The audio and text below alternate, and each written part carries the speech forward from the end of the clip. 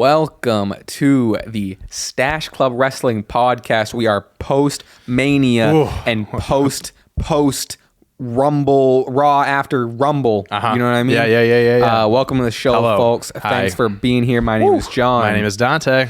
We got a big one for you today. We got an episode. Yeah, we are covering everything Royal Rumble. And then obviously all the fallout on Raw. Before we get too deep into it, I do want to let you know that this episode is brought to you by DraftKings. We'll hear more from them later in the show. And we have a Patreon, patreon.com/Stache Club Wrestling, where you get a bonus wrestling Q&A in addition to this podcast. We chat for like a whole other hour, taking your questions on Patreon, just chatting about whatever. Yeah, yes we do. It's a good time. Oh, also, thank you everyone who was on stream. Yes, thank you so much. On Saturday during the Rumble. Had a blast. Wildly Great time. Successful Great time. Stream. I had a ball as well. I think we peaked at like 1,700. A lot of people. Crazy. A lot of people.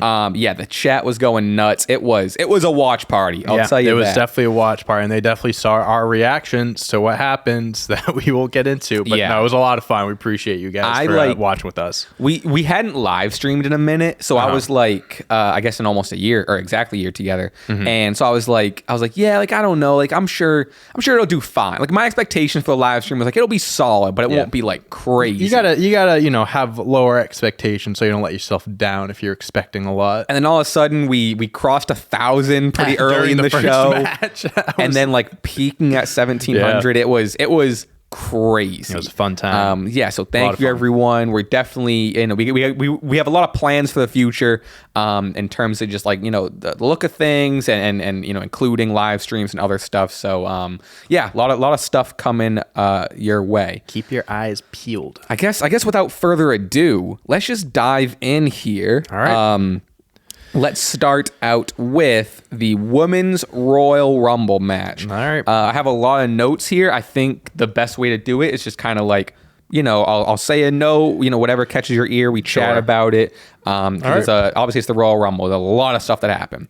So, happy this opened. This was, I thought the whole Rumble as a whole was great. I thought the whole event, looking back on it, was a really strong show. I thought it was a more than decent Rumble, above average. The first five that were out in the Rumble were Iyo, Liv, Roxanne, Lyra, and Chelsea Green. It's a fun five. A crazy starting five. That's a fun five. It was really strong. You had a few people in there that could have won. You had Roxanne. I had Iyo. Liv, obviously someone that comes up, I feel like, in second place almost every single year. And some newcomers. They're the two mid-card women's champions, actually. So right away, the ring was stacked with talent. Yeah, it was cool to see like all five of these women like lasted a while. They all held their own. They all lasted a while. Liv and Roxanne all were over an hour. Yeah, I was watching on Raw last night. I think it was Iyo and Liv were like an hour 6, hour 7, and then like Cole was like, and that didn't even break the record. Yeah, Roxanne had the record. Good for her. Which is my next note. Roxanne Perez coming out. What is this? Her second or third Rumble? Third Rumble. Third and final one before getting called up officially. Was the Iron Woman. I don't have the exact time, but surpassed an hour 7. I know that. Yeah. She was second to last. Set the record for the longest time. Amazing showing. Obviously, she has a tag team match on NXT tonight, but I think that has to be the call up. Yeah, I think that has to be the call up. Right now, she's kind of finishing up. Like, because they have that. She's going to have the championship match with Bayley and Julia. I feel like that's kind of like going to be her send off. Because we over the past year or so, we've seen like NXT people going back and forth, up and down. Like, are they called up? Are they not? Like, what's going on? At this point, I mean, Roxanne, she's done everything there is to do in NXT. As for herself, she's a 2-time champ, former tag team champ, I believe. And now at this point, it's ready for her to graduate to the main roster. And there was no better way to showcase her to the main roster fans, the audience, than having her last over an hour and 7 minutes in the opening match of the Royal Rumble. I guess it makes sense too that they if they just took her off NXT, then I guess that's obvious. I liked the surprise, even though it was expected. It was nice to not. There was no official confirmation she was going to be in. And I will say this. I won't spend too much time on it, but you all laughed. Oh, you all laughed I chose Roxanne Perez. She was the runner up. And listen, I'll say this, and we'll move on. I think it was a good thing she didn't win. Yeah. Not for the reason you think. I think it was a good reason she didn't win, because I would be so fucking annoying if she won. I wouldn't shut up about it.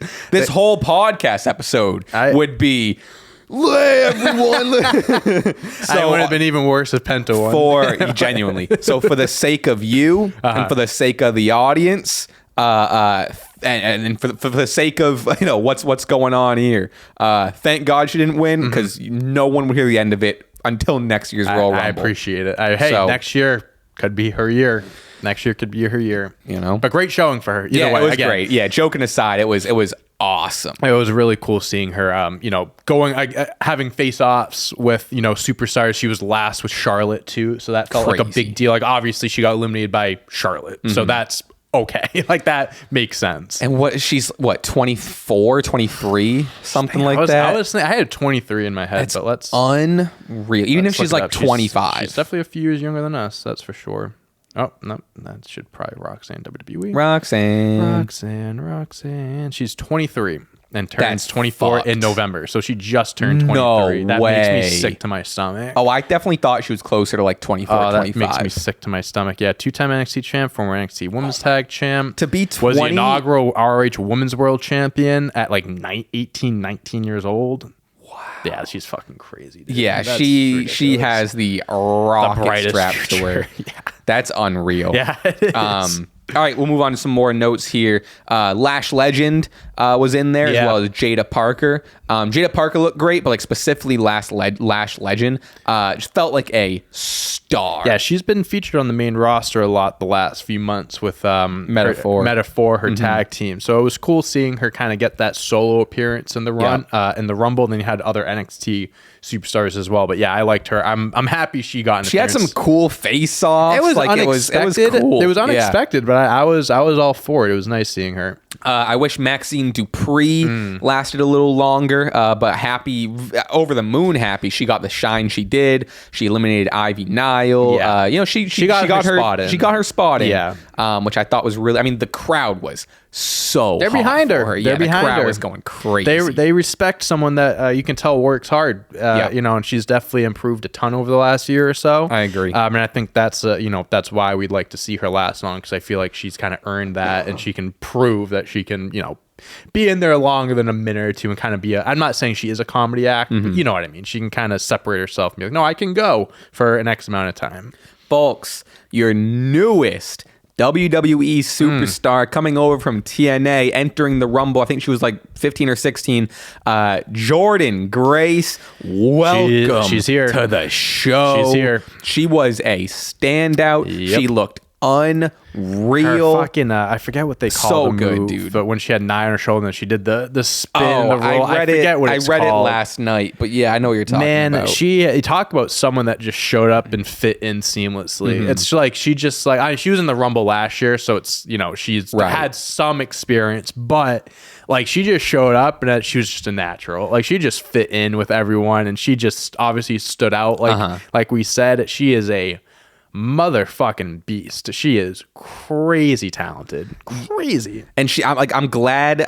She did. If I'm remembering correctly, she did get thrown out sooner than I thought, but still had like a really good show. Yeah, she definitely wasn't in the final mix. I don't know what the final 3 or 4 was, but I don't think she was that far into the match. They teased. It looks like we were talking about it on stream. I forget who tossed her over, but I forget whatever it was kind of like, ooh, it looks like we're getting an NXT. Yeah. I forget if it was that. I forget if it was it must have been either Lash Legend, Jada Parker. It might have been Julia. Was it Julia? It may have been Julia. It could have been Julia. I honestly forget. Regardless, someone will tell us. Whoever it was, I do remember coming out of that of like, oh, okay, so that's the feud. That's the NXT feud. Yeah, because we've talked about where she's gonna I was hoping she'd go right to the main roster, but because it's fine. And the years past, I look at Drew McIntyre did this. He came back and he was in NXT for 6 months. Like they had him win I don't the think world she'll be there. I think she'll be there for a little bit, just kind of like, I don't know, still getting her time to get acclimated, kind of getting into the flow of things. Slowly introduce her to the audience. Exactly. And then I don't think it'll take long. No. I think she's obviously, the star is already there.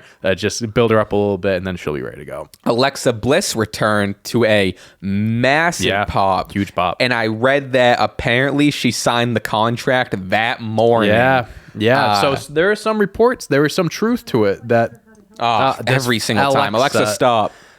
I'm gonna call her Bliss. So Bliss, there was the reports going around that they didn't reach an agreement, blah blah blah, and I guess that morning they did, and I'm happy they agreed to something, because she obviously she's been gone for 2 years, but she showed up, and it's like everyone remembered her and they loved seeing her, so that was really cool. The Fiend Forever jacket with the little R, so it's like friend forever. Nice touch, and really I think some of her jacket had the Fiend like red and black stripes. Sure, that's cool. They're like a little bit, but it was nice little touches there. I'm excited to see. We haven't seen her in 2 years.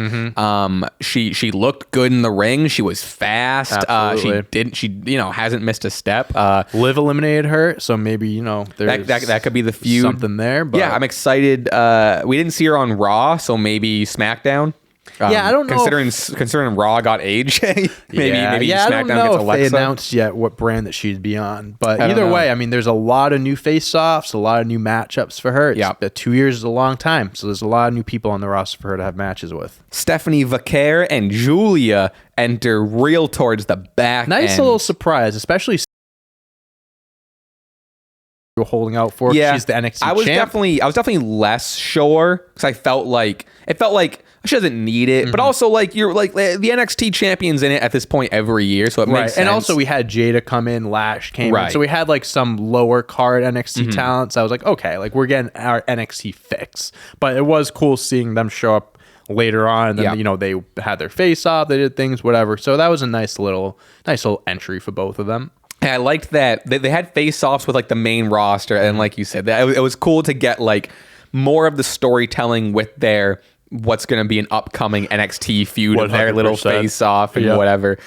This was cool. It was unexpected. The crowd really popped for him, which was nice to see. So people are paying attention. Loved it. Yeah. Another surprise, the legend of the Rumble. All respect to Natalya, but Natalya's still active. Non-active legend Trish Stratus was in the Rumble. Fantastic showing. She looked great. One tidbit that I found out was, so this is her. It's the 25th anniversary of her debut. Came in at number 25. Oh, that's fun. Yeah, and her outfit was like a very like.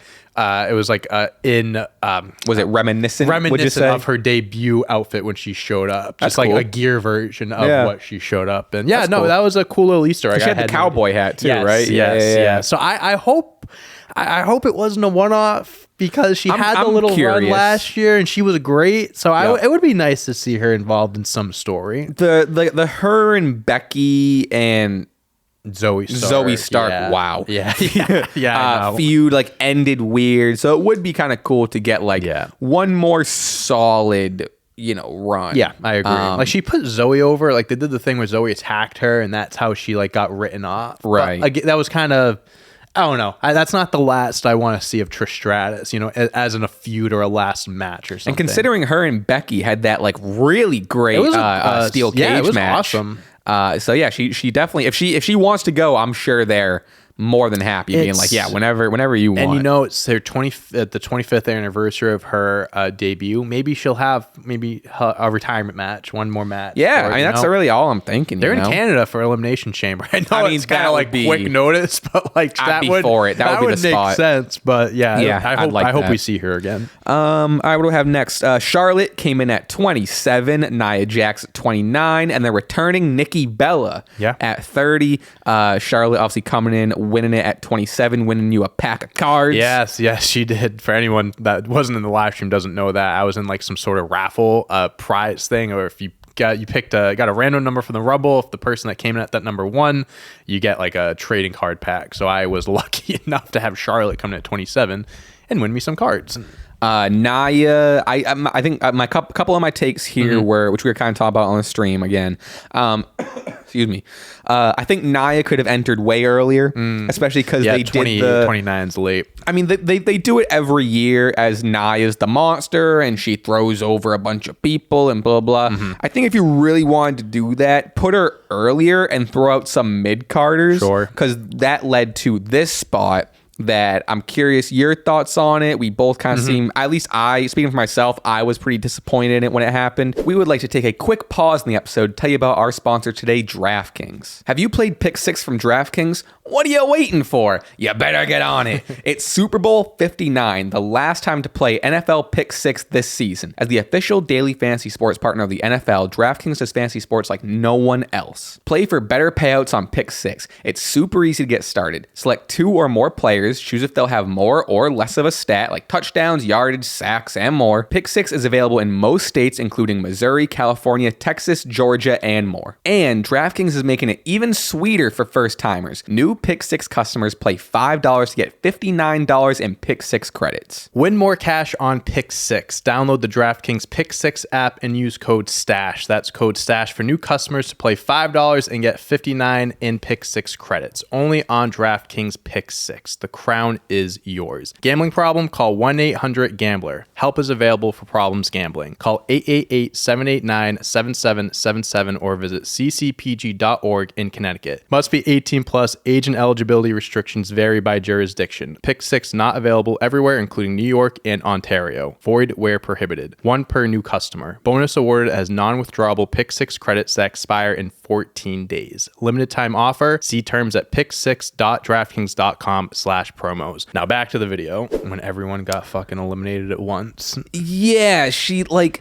there were this convoluted spot where like some women got over the top rope and they were hanging on. That included Julia, Bianca, and a few other women. Iyo was a part of that. Naomi was in there, I think. I think so. A few other people. Naomi was definitely in it. And then like Nia just kind of like hip checked the everyone sort of. And then like Roxanne and Liv were still there, and then she hit Liv off, but Roxanne stayed in. Yeah, it was. I don't have as much of a problem with like the Liv and Roxanne stuff. But mainly just like the really late, because at this point like eliminations were very slow. The ring was getting stacked, and at this point we're like, this is an all-timer women's rumble. We were saying at one point like, oh, they're loading up for someone to come in and like clear them out. Sure, there were so many people in the ring, but it was the way they did it. Was just like it seemed a little.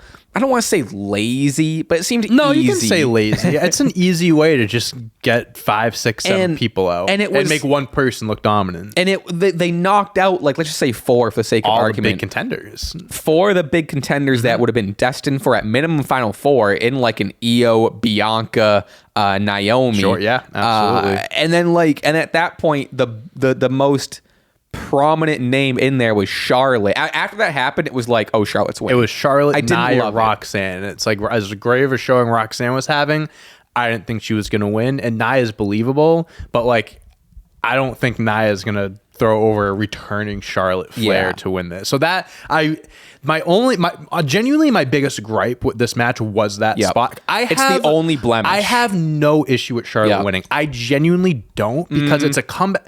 You could have gone a different direction. And Charlotte, you could give her a match without winning the Rumble. I understand that. I think it's a safe pick because she's returning from an injury, big name. You could go riskier, not riskier, but like you could have given it to an Iyo or gone down a different direction. Her winning, it could have been a lot worse. It's safe, but I'm okay with it. That spot though ruined it, because if they made it where it was like Charlotte, Iyo, Bianca and then Nia or something like that, then I'm like, okay, Charlotte has to withstand these last 3 women, eliminates them. I agree. Great. But since she didn't have to go through that and it was kind of an easy last few for her, definitely watered it down. But I'm not as sour with Charlotte winning as some other people might be, just because it's safe, and that's okay sometimes. That's all. Yeah. That's all. I don't love it. It could have. Listen, again, there could have been 5 other people they could have given it to, and it would have worked as well. I think it's like this, and looking at this all hindsight 2020. Now the show's over. I think it would have been worse if John Cena also won. Sure. Because then that's really just like Charlotte, LOL, Cena, LOL. Two predictable winners. It feels like it's fucking, I don't know, 2018, 2017 again, whatever. Sure. So in that sense, Cena not winning almost helped Charlotte's case. But with Charlotte being so high, it's just, I don't know. It's just so, like you said, it's so easy. Mm-hmm. Right. But I do kind of think, I don't know, because like on the other hand, this pay-per-view was pretty balanced because you did have like in the men's pay-per-view in the men's main event, you had the not easy pick of Jey Uso. Right. So it's like maybe you balance it out by like the easy winner, but here's the shock everyone. Here's the guaranteed top star. Right. Here's the shock. Right. I don't know. And I'm not even advocating, like I'm not saying that it should have been Roxanne or whatever. No, I get what you're saying. But I don't know. I think it's boring. Listen, that Charlotte won. I had Iyo win. Yeah. You know what I mean? It's like both Rumbles, I had different winners, and I felt better about the two people that I like. If those two, I would have felt better. It's just, it's Charlotte. It's one of those things that like we can't be surprised that this is kind of like the direction or like the push they give her. At the same time, it's like her character right now. Her character right now is like, I'm the best. I can do whatever I want. So it's like, okay, if that's the character, then why don't you have her just be like, oh, I don't need to win this. I'm challenging you at WrestleMania, and I'm Charlotte, so I get that match. I hate to say it, but like I would have rather have her won Elimination Chamber, or that as well. A different way of getting to WrestleMania. Ultimately, I'm not. I get it. She is Charlotte. Yeah. I do think she's obviously very talented in the ring. She's one of the most talented in the ring. Like she deserves a big spot. I just feel like there's a lot of other women that deserved it. It could have been way more of a creative decision, a way less obvious. Absolutely. Granted, sure.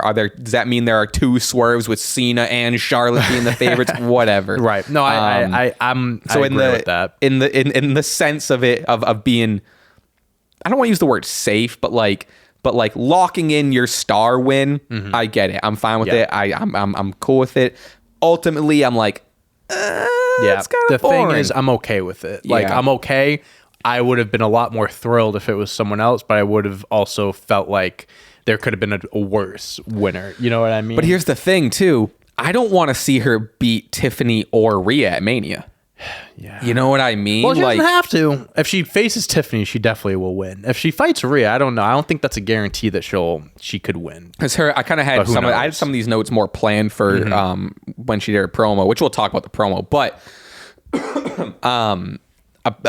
Rhea and Charlotte are 1-1 at Mania. If Charlotte faces Rhea, I would love for Rhea to win, go over 2-1. I'm with you. But I do also think they're building Charlotte up to, remember when John Cena which we're going to talk about the press conference, when John Cena was like, I want to win 17 so I can shake the hand of who wins 18. And you know whose hand is going to shake? The daughter of Rick. The daughter of Rick. Because who the fuck else in this generation? No one else is close. Randy's sure. And I don't think it's going to be. Yeah, Randy's 14, I think.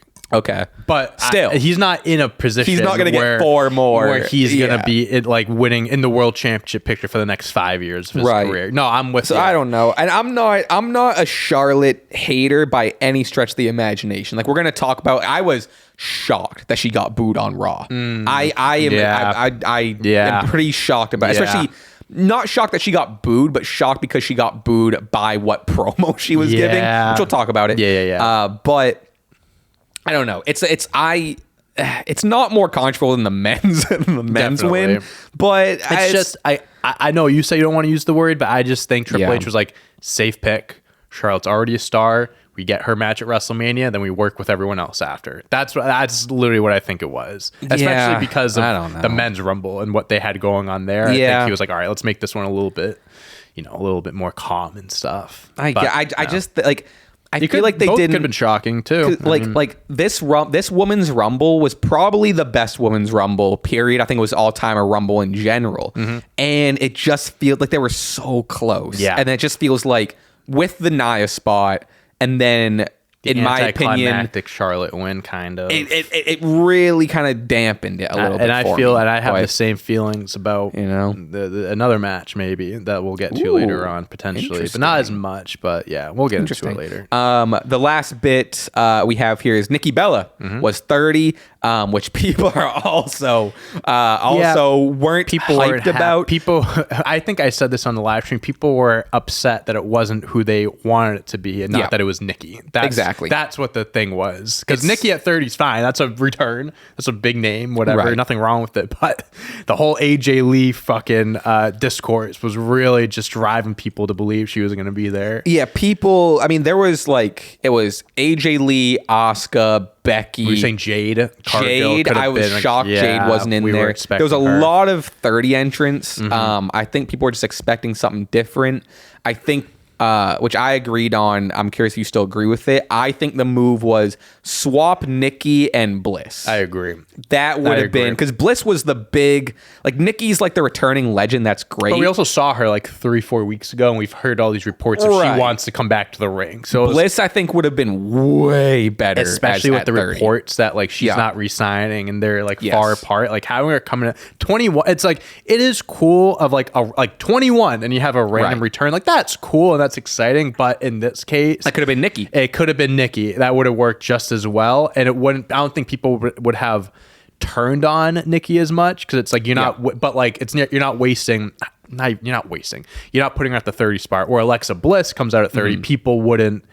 There might be people upset it's not AJ Lee, but ultimately oh, this is a sick return. We haven't seen her in 2 years. I'm okay with that. I think more so it would have been it would have been a good move on WWE to protect Nikki, and put her at 21. Sure. Because like you said, I don't fans aren't gonna boo the pop Alexa got. She's gonna get that at 30, and then people are gonna be well, sure, it wasn't Becky, AJ, whoever, but we got Alexa back. Right. I think that would have been a nice switch. Yeah, I agree. So yeah, like we were kind of saying, I'm curious if that means, there's been reports where, but I'm curious if we're getting a Nikki run out of this. We didn't see her on Raw. Curious if she's gonna be on SmackDown. I don't know. A few people that we're gonna be keeping an eye on to see if they'll make runs or not. But ultimately, so that's the Women's Rumble. Obviously, like we said, Charlotte Flair won. We said our piece about the winner. Overall, as a Rumble, though, I loved it. It was a great match. I thought it was really good watching that match. There was a good amount of time where I'm watching that thinking that this is going to go down as the greatest Women's Rumble of all time at the very least. All right, well, we'll move on to which we're not going to spend much time at all on this. We have so much to get through. DIY defeated Motor City Machine Guns via disqualification. Street Profits get involved at the end, costing Motor City Machine Gun or taking them out, and then also taking DIY out. My real notes here are one, it's credit to them. It's a tough spot to follow the Women's Rumble, especially that Women's Rumble. DIY apparently went up 1-0. Missed that. I think we must have been reading a super chat. Yeah, I think that's what it was. We weren't paying attention. Motor City Machine Guns tied it up. Like you said, Street Profits came out, attacked Motor City Machine Guns, giving DIY the W to retain. Then they attacked DIY, and then it just felt like an ending of a non-title match in the middle of a meh episode of Raw. Yeah, this didn't feel like this was a PLE, Big Four PLE, first time tag team championship's been defended in almost a year. Come in and attack them after the match. I think that was my thing, where I would have been nice if DIY got a sneaky heel win, a roll, something, and then the Street Profits come out at the end and attack both teams. I think that would have made a little bit more sense, because it was one, they're already, like you said, the spot they have on the card is already tough enough. Yes. So that's what you're working against. But now you have that ending where it's come on. And they were I think by the time the Street Profits got involved, they were just kicking up to another gear. Yeah. It was pretty deflating. Another 5 minutes. If they had another 5 minutes and then all that happened, maybe I'd feel a little bit differently. But they were just getting it going. Yeah. That just kind of deflated it. That's all I have on that. Triple threat. It doesn't even matter. Triple threat ladder match at Mania. Make it happen. Fine with it. I love it. All right. Cody Rhodes defeated Kevin Owens to retain the undisputed WWE Championship in a ladder match. This fucking rocked. This was a kick-ass match. Kick-ass. I was talking to my dad the other day. I told him, I was talking to him like the day of the Rumble stream, and I was just telling him, I was like, I was like, yeah, it's a crazy Rumble and da-da-da, and I was like, yeah, I think I got Peacock like set up on you guys' TV. I was like, check out the Rumble if whatever. I talked to him like a day or two after, and or he texted me. He texted me like, "Are you as surprised about Cena's win?" And so I gave him a call, and I was like, "Yeah, did you see that?" And I was like, "What'd you watch?" He was like, "I watched the whole thing." I was like, "You watched the whole pay-per-view?" That's awesome. So he watched like we talked about the women's one, whatever, and then I mentioned this Cody and Kevin match, and he's like, "Oh, that was brutal." He's like, they went crazy. They were killing each other out there. That's awesome. It was funny. They definitely were killing each other out there. Fun match. The second half, I mean, it's classic Cody style where the first half is slow and you build up to the second half. Second half was explosive. He's a storyteller. Some notes here on some moves. We got Kevin Owens hit a body slam through the side of the ladder, kind of breaking the thing. They ended up using like different parts of the ladder that broke off as a weapon. Cody dropped KO on the edge of the ladder with a back body drop that looked fucking gnarly. Hated that. Kevin got busted open somewhere. Also a note, Kevin is now 0-5 for Royal Rumble World title matches or title matches in general. I don't know if it's World title matches. Crazy. Yeah, I hate to see that. He's the most in history that have had the most World title matches. I'm curious about that. Does he have? I'm just going by what Michael Cole said. Yeah, Michael Cole. I mean, because I thought he fought Roman Reigns years ago when he was Universal Champ. Was that Royal Rumble? Roman Reigns. But he wouldn't have won that. Well, he was Universal Champ at the time. I think he did. This was like 20. I get what you're saying. Oh yeah, he's had multiple matches with them. 2017. While you're looking that up, there's a lot of usage of the step ladder, which I thought was at first it was very silly, and then it was like they're killing each other with this fucking step ladder. I loved it. And then we'll get to like Sami stuff. Yeah. Here, Kevin Owens did defeat Roman Reigns back in 2017. So I think like it may have been like his last 5 matches he's lost. Or something. Give me a. Oh, because you looked up. I just looked up. Yeah, I can do a little research right now if you want me to. My guess is he must have been like in his last 5 title matches. It's either that or they're not like they're kind of overlooking the thing. I don't know. I'm curious because he had Roman like twice. Yeah, because 2020 and because 2021 the pandemic.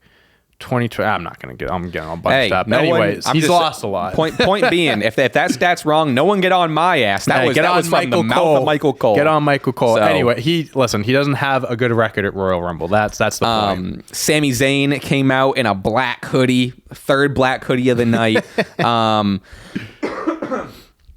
People, here's the thing. I gotta correct this now. People seem to think that we don't get what happened just because we reacted to what we were seeing on TV as opposed to being like, well, actually, what people were like in some of the comments, because we made I think you might have said it when why isn't Sami doing anything or something like that? That was the comment when people were like, because that's the story, fellas. Like, well, yeah, I'm watching it play out. I'm watching, yes. But that's our comment and our reaction. We're confused. That's the reaction we're supposed to have. I'm watching Sami come out. I'm like, oh, is he going to attack him? I thought he was going to help his friend, and he didn't. I'm like, okay. We understood what happened. Yeah, I understood the assignment. We're also live reacting. We're not going to give an analytical. If Sami Zayn comes out at me, I'm like, oh, he's not going to attack him because they're going to save it up for it. They're not going to do anything. We weren't in the moment. We're not giving an analytical whatever about it. I'm not thinking 3 steps ahead when Sami Zayn's coming out in a black hoodie. I'm reacting to what I'm seeing on the TV in that moment. Everyone's so quick to be like, they didn't get this, they didn't get that. No, I got him not helping would lead to something, and then it obviously did. So I understood that he came out and he's kind of on both their sides, and he was torn. Yeah, hence why he didn't do anything, because he doesn't know who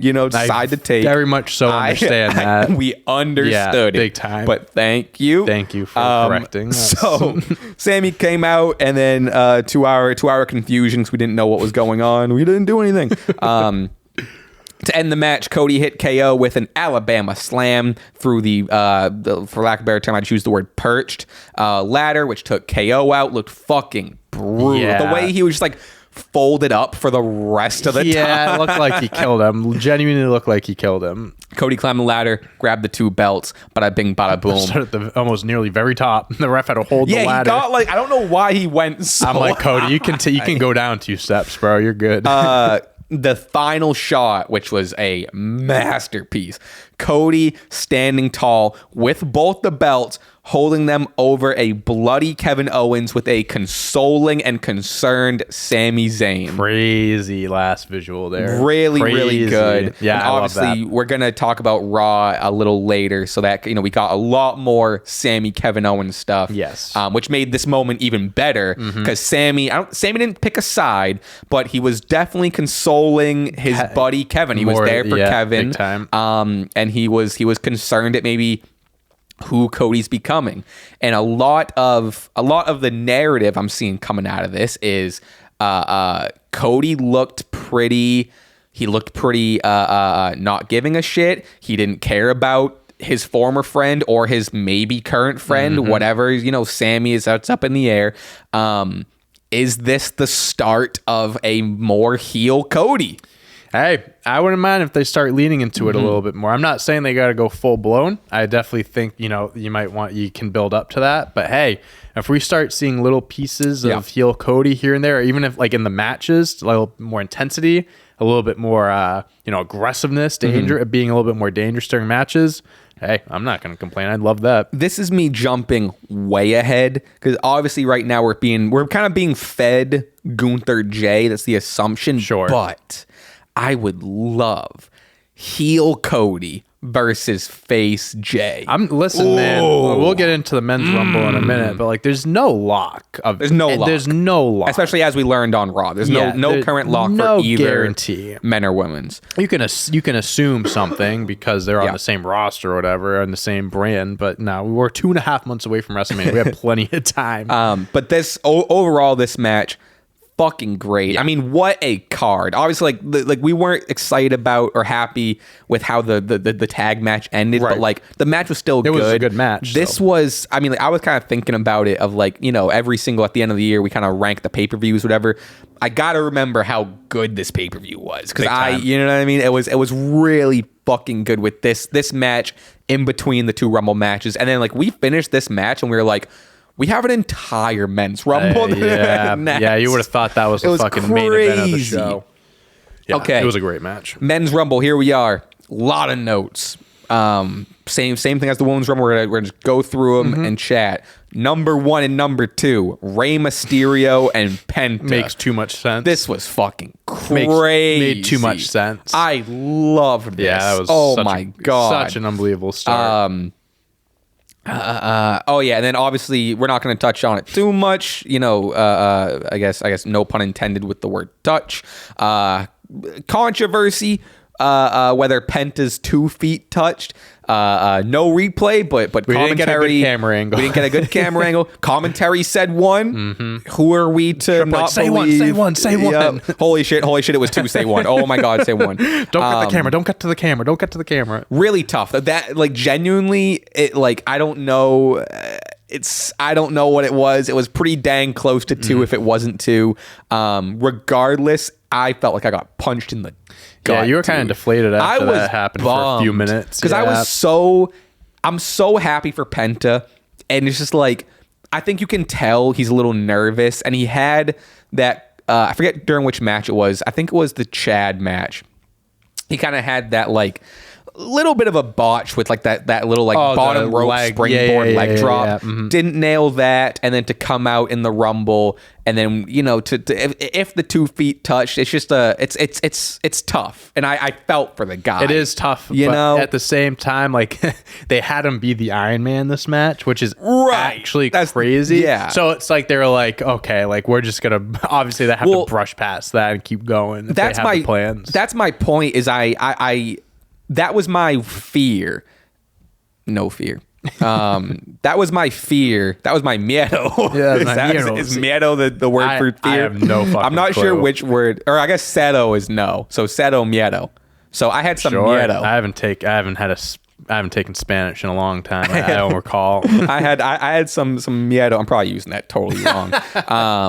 That Penta's performance and then seeing him as the Iron Man would be tainted because every time it got brought up, people would say, well, his 2 feet you know what I mean? So that was my fear. Sure. It doesn't seem like that's happening. I really haven't seen any, like, it seems like people are seem like keeping kayfabe with it and being like, whatever. If it was maybe someone else, they maybe would have made a big deal. But since it's like, listen, everyone has a little soft spot for Penta over the last few weeks. Like, he's been presented so well. Everyone loves him. So I think everyone's like collectively like, we'll act like this didn't happen. Even if it was, it might have been just 1 foot, too. Yeah. So that's kind of, I think because it's so up in the air, too.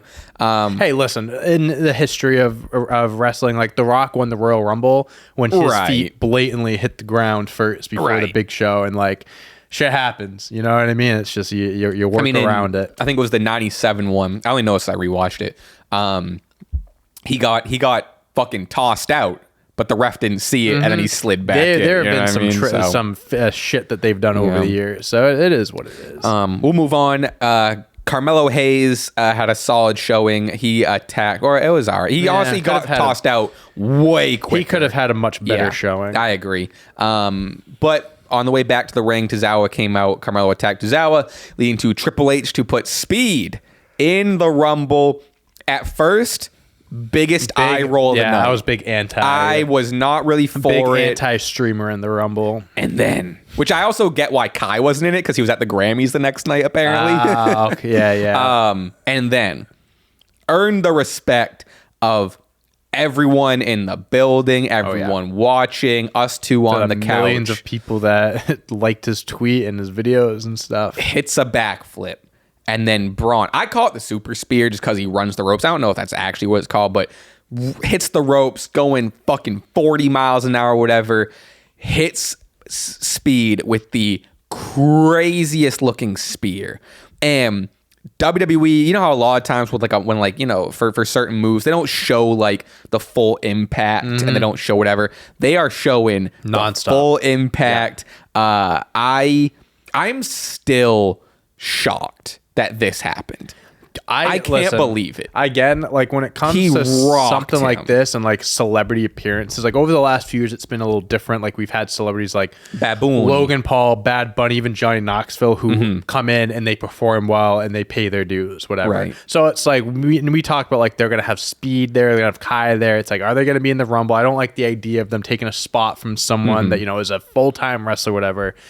In this case, they played it well where it's like, I'm not trying to downplay Tozawa by any means, but it's like, I'd rather him replace an AJ Styles over, I'd rather replace a Tozawa over an AJ Styles. Right. And like the way they did the spot, I think they did it the best way possible for sure. And to have Speed come in and like, he didn't act like an asshole. Like they didn't have him like be a fool and be like, like take it as a joke. Bro. He eliminated Otis. And then he did the backflip, and just watching that replay, the slow motion of it, like he actually got destroyed on that spear. I can't believe it. And then he got thrown out and gets thrown on the ring. Did you see his leg all cut up? I haven't seen it, but I've heard about it. So he had the bandage on it, but his skin literally got peeled off because he brushed up against the...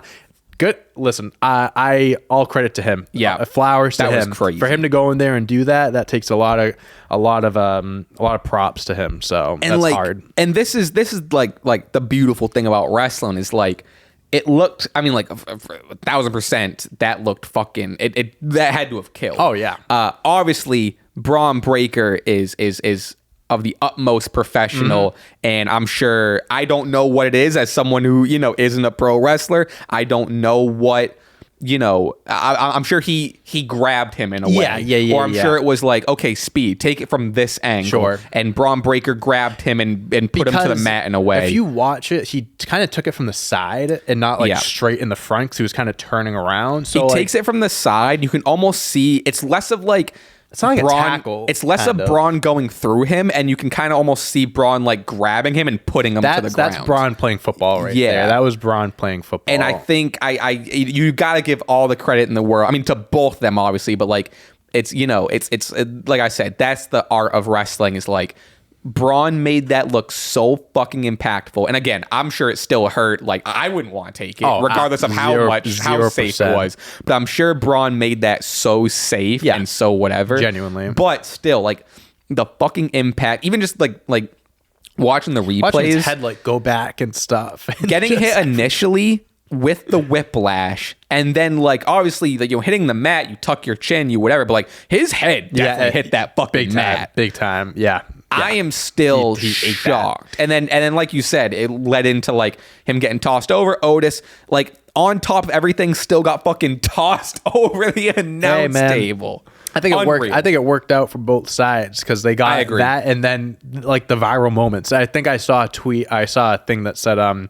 Speed's tweet of him, like, in the crutches and stuff has over 1 million likes. And it's like, it's the most liked wrestling related tweet ever.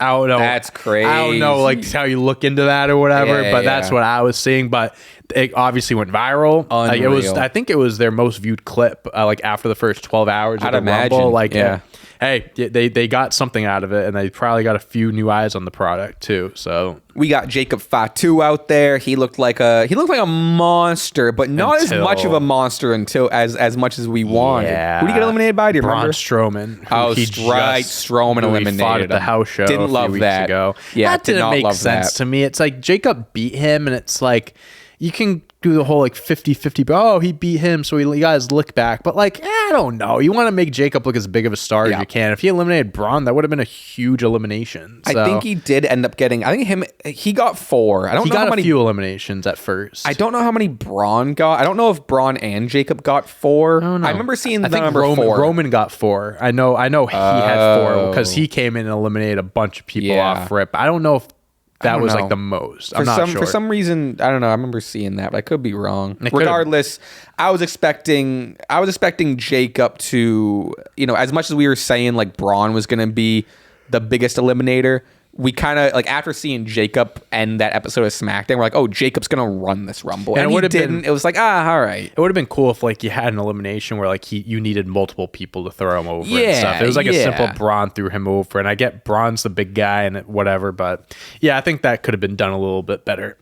We got TNA World Champion Joe Hendry entering. We said his name, and we believe he appeared, baby. This rocked. This was cool. This was, like, one of those, like, underrated. Like, I forgot that this kind of happened. There's so much stuff that happened. So much happened afterwards that, like, I was on Twitter after, and I'm just like, oh, Joe Hendry did show up. Yeah. I wish, like, I get why he wasn't in there for so long, because, like, he had so much other stuff going on. It's like you wanted him to make the appearance, the crowd reaction and stuff. You don't need to have him be in there for like 10-15 minutes. I get that, but I would have loved it if he had a face off with Cena. Well, that's the thing. I felt like that was like the moment that would have happened. Him and Roman, very cool. Didn't expect that, but it would have been cool seeing him and Cena have a kind of interaction. I agree. I wish we got a few more, like Cena. There's a couple other people in the ring that I wish we got some Joe Hendry interaction. But at the end of the day, just really, really crazy.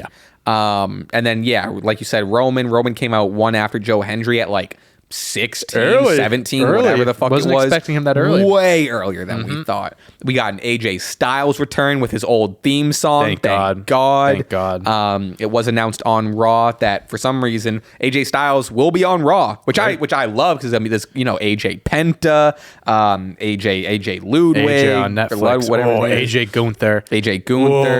That would be a fire match. But SmackDown might have needed him more. The SmackDown roster might have needed AJ They need a little help right now. Yeah, I think that there's going to be some more roster movement over the next few weeks. But yeah, they need to really balance this out. They did. Fucking Adam Pearce did announce the trade window's closed. It is. The trade window or the portal, whatever the fuck, transfer portal, the transfer, they call whatever, is closed. But he said that was why AJ came over. He's like, I made a last minute deal or trade or whatever, and then he got AJ. Gotcha. All right, well, maybe not.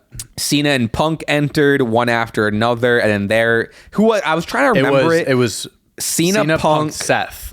No, but who was standing? Because Seth came out. It was who was standing in the ring. Because I think was it like Cena and Punk came out and they're kind of standing in the ring together. I think it was Roman. That would make sense, I guess. So it was, assuming it was Roman. Those three are in the ring, kind of staring at each other like, oh, we're the big dogs, or whatever. Then fucking Seth's music hits. I didn't notice it during it. I saw the replay, but Roman's like his facial reaction, he was like, like just so upset that he was coming down. That back-to-back hit of Cena, Punk, those three in the ring. That was like doing a line of coke right there, bro. That was a fucking bump and a half right there. Electric. That was like, when that happened, I was like, okay, here we go. Here we fucking go right now. Damian Priest enters pretty late and eliminates Drew. A lot of controversy here. There are reports that Drew stormed out of the building upset because of his elimination spot, stating that it should have been a bigger moment, but others had to get their stuff in and intruded on him and Damian. The speculation is that those people he's kind of referring to is LA Knight and Logan Paul. Yep. But like ultimately the sentiment here, or the idea here, is that Drew was upset because it seems like, it might be Damian Drew is the program going forward. Yeah, that's what I've been seeing. And Drew wanted it to be a kind of a larger moment, whatever. I mean, a week who ago, knows if this is real or not? Who honestly cares if this is real or not? Sure. It's kind of my takeaway from it. Yeah. I don't know. Important to note because it happened, but like I don't have too much weight into this. Yeah, definitely was anticlimactic, but like at the same time, I can see that it's just being a setup for Drew Damian, and like how do you make that match feel a little bit more important? I guess by running something like this. I don't know what is true and what isn't. I think that's just something that we can just speculate and just like roll with it. But in the case of if it is true that the reported match or feud for him is with Damian, I do understand why Drew would be upset by that, because he had the best year of his career, had the best match of the year at CM Punk, lost the feud to CM Punk. And a week ago, I was thinking he's going to fight Roman Reigns at WrestleMania. Like, that's, I think, the spot that he deserves or should get. So to him to, and we saw it, and like it was just like, oh, Drew just got eliminated. Like it was very like anticlimactic, whatever. So I don't know if this is what you're saying. So Drew's not upset that he has a spot with Damian. Oh, he's upset with like he's upset it wasn't as a big of an elimination as 100%. I'm kind of looking at it from like both ways of like, I understand his upset. If he was upset about the thing with Damian, I'd get that, because that is kind of like, Damian is a former world champ. He did beat Drew at WrestleMania last year, so there is something. It's just I would think Drew should be in a bigger match, but I don't know. I agree. They could make it work, and if this is part of the story, it's going to make it feel bigger, and then I'm for it. To me, it would feel like AJ versus LA Knight last year, where it's like solid match on paper, but like there's so many like world title matches and more important matches that like. There's a worry that like, I don't know, a Drew and Damian program going into Mania, like you were kind of saying. That's like a middle of the card. It's a middle of the card. It doesn't hit to the level that we thought Drew was going to be at. They could still have a good match. For sure. They could still have a good match. It just won't be like, it's not a world title match. It's nothing like, crazy. Yeah. As expected, Logan Paul entered at 30. Heel. And then boo this man. The probably not the craziest moment of the match, but right up there. Roman and Seth are dangling over the ropes. CM Punk tosses both Roman and Seth over. Logan Paul runs in and tosses over CM Punk, which is fucking crazy. These three men were nowhere near the final five, which is fucking nuts. Or maybe they were close, but you know what I mean? They weren't like the final, which like we'll pause here and then talk about them like fighting outside. I guess I'm curious to see, where you've kind of marinated on it, but it is still shocking. Similar to the Women's Rumble, where they took out these three heavy hitters. Yes. That like should have been in the final 5 or 6. Correct. Because, you know what I mean? Yeah. My perspective on that spot now is a little different than it was when it initially happened, because bleeding into Jey Uso winning, when that spot happened, I thought, oh, this is so predictable. Cena's going to win. I'm like, of course he's going to win. It's Logan the second and Jey. I'm like, okay, Cena's winning. But since he didn't win, that was like, okay, so it made it a little bit more shocking. So at least they add the shock factor. If Cena won, I would have been a little bit more deflated. I am still upset that spot happened, because it just still would have been nice. Like, you're having Jey win, have him be in the ring with Roman and Punk and Seth, and have that be the 5, and have those 5 go for a little bit. Like, the spot, you're setting up a lot there, and we'll get into that. But like, and it's the same thing with the women's. I just think you threw too many big hitters out at once. And although you're doing the thing there and you're setting up the story, whatever, it just would have felt, it did feel big when Jey won, but it just would have felt a lot bigger and more important, cooler if all those guys were in the ring instead of Logan Paul, and like it just lasted longer. Right. That's where I'm at now with that spot. Right. And it's not like, it's not like Jey has to be the one to toss him out. No, but like, no. Imagine if like if you tossed Roman out or something like that. Sure. That would have been a like cool one thing. of them. Yeah. Imagine if the ring was, Jey, Cena, Roman, Seth, Punk. Because no one in that... Throw Logan in there, fuck it. No one in there is going to say Jey Uso's winning out of those 5. Right. So, you know what I mean? Right. So it makes it a little bit more unpredictable. Yeah. But what I did like about this was what happened outside the ring. Roman, we literally teamed together 1 month ago to CM Punk. Is that what he said? He goes, we literally so teamed together I didn't 1 month ago, and then get stomped immediately. I didn't catch him saying that afterwards. Yeah, it was so funny though. Yeah, Seth stomped the fuck out of Roman, and then Seth and Punk, it was on site. They're brawling. Seth hit Roman with another stomp on the steps. It's another drive-by. The one time Roman did nothing wrong, and he's just catching stomps left and right. And then something that's not getting talked, a little overshadowed, CM Punk gave Paul Heyman a dirty look. Whoa, that favor's going to come into play looks here. Like Paul Heyman didn't live up to something there. Hey man, I'm just saying, an Uso is in the main event of WrestleMania. That's true. And it's not Roman, but so is that, well, it could still be the main event. Yeah, it could still be because are we looking at a triple threat match at Mania? Are we looking at CM Punk versus Seth Rollins versus Roman Reigns to cap off night 1? We could. It'd be electric. It would be electric. I'm all for it. I definitely am all for it. I'm just very... I'm locked into how they're going to build this up over the next few months, because Roman, they said last night, is out indefinitely, so he's not showing up for a bit. He's taking another vacation. CM Punk obviously won the elimination. I entered 16 in the Rumble. I'm taking 3 months. Yeah. If you had me enter 30, maybe I'd take a month. But since I entered 16, I'm taking it off till Mania. Obviously, CM Punk had a match last night. Seth Rollins is around, so it's kind of like if they're doing that, they kind of have to build this up with Roman not being there for a little bit. And there's so much history there that like that's okay. It's not like you need to add more history. Like Seth and Roman goes back 11, 12, 13 years. So it's like we know the history there, but I'm interested to see how this is going to play out of like, is it just going to be those? There's no championship involved. Right. Are they going to get involved in the championship picture? And maybe somehow that gets tied. I don't know. You could there are also options of doing, we got Seth and Punk at the premiere of Raw on Netflix. Yep.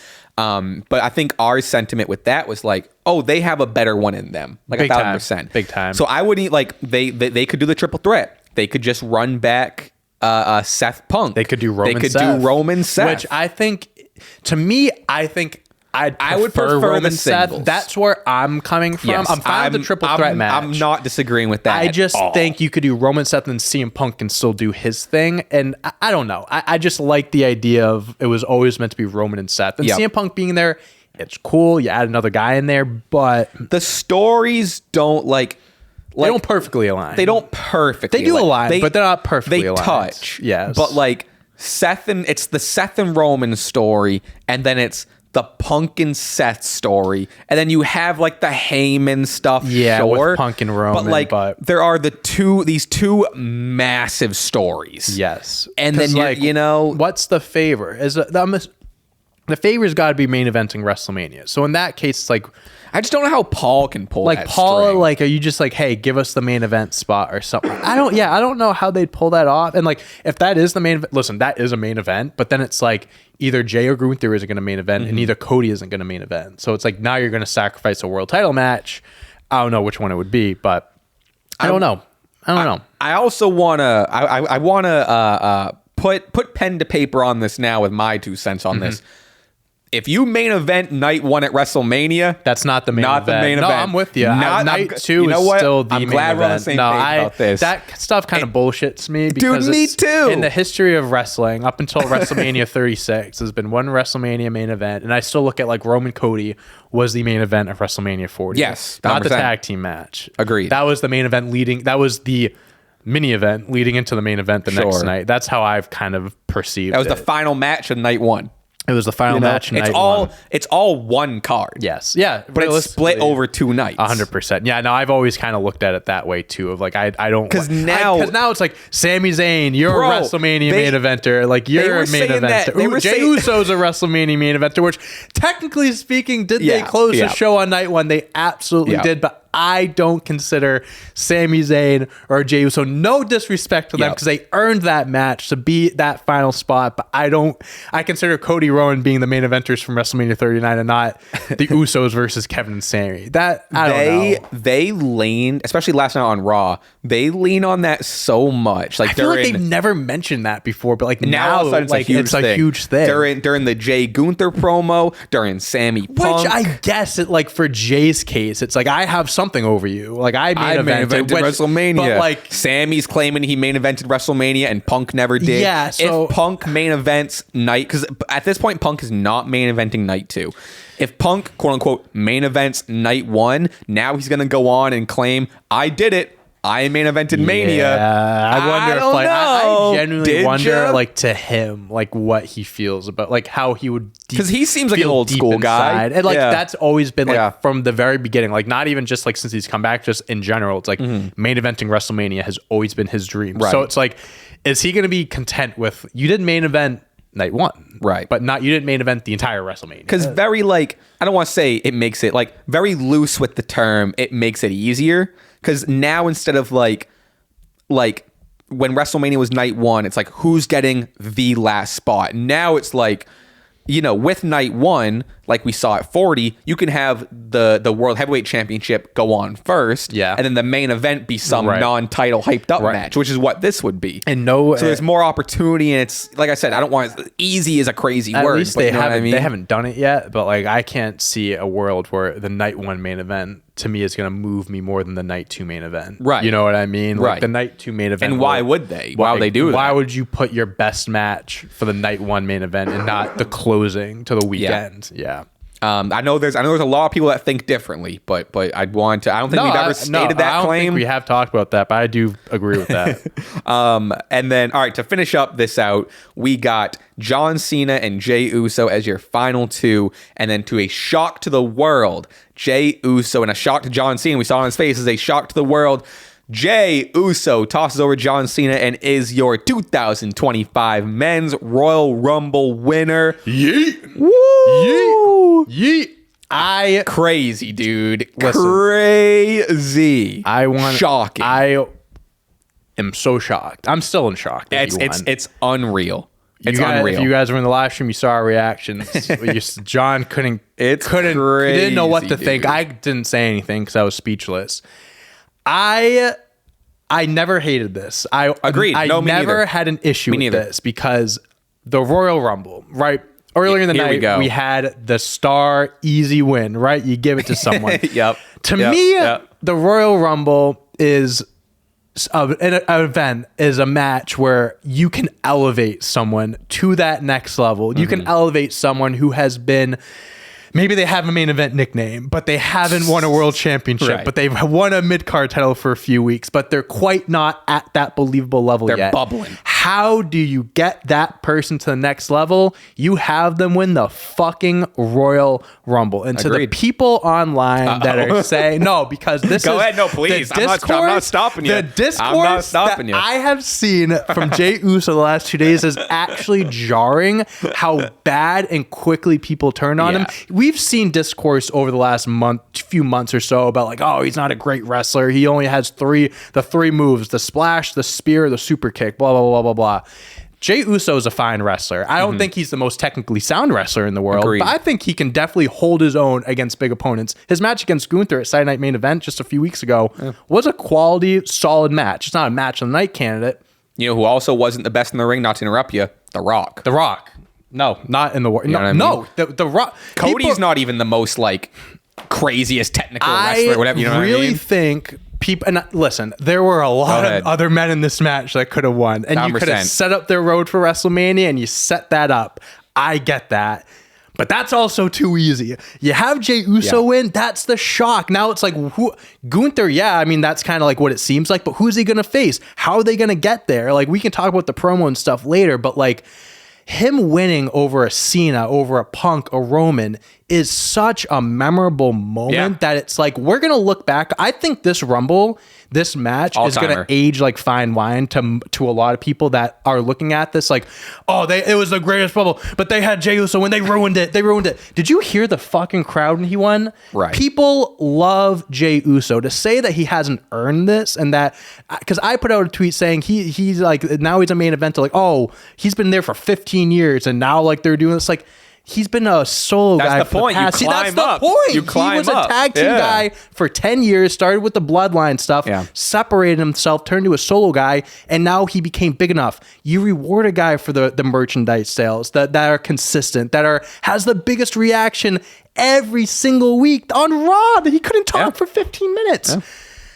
Yeah. The fact that I think people that are upset about this genuinely need to just have fun, enjoy it. You're just you're genuinely looking to complain about something. Like, this was a shock. People for years like they need to make stars. Like, they don't make stars. Blah blah blah blah blah. They made one, and people are mad about it. Yeah, I'm so happy Jey won. Like, at the moment I was shocked, but like now a few days later, seeing the reactions and like whatever, I'm genuinely so happy for Jey that he won, because I think whatever story they build for the next 2.5 months, it's gonna be a good story, I think, and people will be more believable in Jey once WrestleMania comes. Floor is yours. I'm done for the next few minutes. I'm out of breath. It goes to the point that I made when we were talking about the Cody and Kevin Owens match, where honestly, I lost my train of thought, to be honest with you. Or if like Kevin won, something would happen, or like things are different, like different directions. Do you mean? I totally lost my train of thought. Oh, okay. That was crazy. No, point B. Oh, I know what it was. When we were watching it again, we weren't being analytical. Yeah. We weren't being, this is good because, like you said, it built a star or whatever. Mm-hmm. In that moment, I think I can pretty confidently speak for you as well, is we were watching that Royal Rumble match as kids. Absolutely. And in that match, you had CM Punk, Seth Rollins, John Cena, AJ Styles, whoever else. Yeah. And to see Rey Mysterio, to see a guy that we've been fans of since we were children, who was a big reason why we got into wrestling. 100%. When we're watching it, the podcaster hat came off. The dissecting content creator stuff hat came off. Absolutely. And we were just watching it as kids, and it happened to be a camera on. So when our guy, our GOAT, our hero, that's our Stone Cold, our hero, got tossed out runner-up in the Royal Rumble, the pure fan and child in us is like, oh my God, John Cena lost. I'm like, so I literally just got like goosebumps thinking about that, bro. Like, it's such a cool fucking moment. I think that's why we were so just like, no way, no. Because that was us as being like the inner kid, the fan reacting, whatever. Now that it's a couple days removed, which is why on the live stream, I was like, I'm excited to talk about it in a couple days. Because you have to let everything simmer. You have to let everything settle down. You let it marinate. Yeah. We got to think about it. Obviously, which we're going to talk about the promo on Raw in a little bit. So I think the promo on Raw lended a great deal to Jey's win. I really think they are 1 and 2 with each other. Yes. At this point, they can't exist without each other. Yep. But yeah, I echo a lot of your sentiments that you kind of said. The Jey Uso is the reason I love it is part of the reason why I was pretty bummed on the Women's Rumble win, because it wasn't a shock and it wasn't like a, oh my God, they're really trusting this next person up. Trust, that's a big word right there. The fact that they gave this to Jey shows how much they trust him, and obviously rewarding him for what he's done, which is very cool to see. Is it shocking it didn't go to a Punk, Seth Roman, a Cena, where there's so much already built there, and on a Rumble is, again, I don't want to use the term easy, but like a Rumble win for a Cena or a Punk is the easy, obvious way of like, well, yeah, of course Punk is winning because boom, he wants the main event. Exactly. Of course Cena is winning, he wants the 17, whatever. Jey is, and obviously, like, in hindsight's 2020, but you do look at the Quavo promo he did and how passionate he was. Like, I can beat Gunther. I can beat Gunther. He keeps losing to Gunther. Sure, he's had 3 matches with Gunther. He keeps losing. That's part of the story. That's the climb. People want to climb. Absolutely. People want whatever. And when they get underdog story, right? When you get a pure underdog story, people have, Sami Zayn was in that role as an underdog. At this point, people are like, Sami Zayn's not the underdog anymore. I want to, maybe this is more so for the promo, but I have seen, and it's very coincidental, I've seen 2 relations of Jey Uso. I've seen him be related to 08 Jeff Hardy in terms of, the popularity and the hype and whatever. Yeah. I even, and again, it's very coincidental. I'm not just saying this because like Jeff's your guy, Ray's my guy. I really see him also as, a mid 2000s Rey Mysterio. And it's, the Jeff Hardy and Rey comparison aren't, I'm not saying it's not as literal as people think. Right. What it is pro wrestling's for everybody, right? That Rey Mysterio and Jeff Hardy run was, I would argue, the most exciting and most impactful for kids. Yeah, sure. I don't know how the mid to late 20-year-old podcasters felt about Rey Mysterio winning in 2006. Sure. I've heard people honestly not even love it. I don't know how the podcasters in 2008, again, I'm kind of being facetious. Podcasting wasn't that big. I know what you mean. Whatever. People's reactions at the time. Right. But as a kid, when Rey Mysterio won the 2006 Royal Rumble and went on to win the World Championship, it's one of the it's something I'll never forget. Jeff Hardy winning the WWE Championship is like, exactly. I remember I was in my friend's house. We rented we bought the pay-per-view. We were in his basement. Like, I remember that like it was yesterday. I'm not saying, first of all, Jey Uso is for the kids. Yes. I'm not saying Jey Uso is exclusively for kids. I'm not saying that like, oh, they're just doing that to appease the kids. I'm not saying like it in that way. I'm not saying it in any sort of bad way. He's walking down with Travis Scott who's smoking a joint. He's not just for the kids. Right. Not everything has to be for everyone. Yes. Not everything has to be catered to everyone. I agree. It's fine that you don't like Jey Uso winning. That's what makes wrestling fun too, because everyone has different opinions and people can debate about it. Oh man, I wish so and so won. I wish so and so won. Good. Yeah, that's you what should feel that way. You're supposed to have want some sort favorites. of emotion from something like this happening. Right.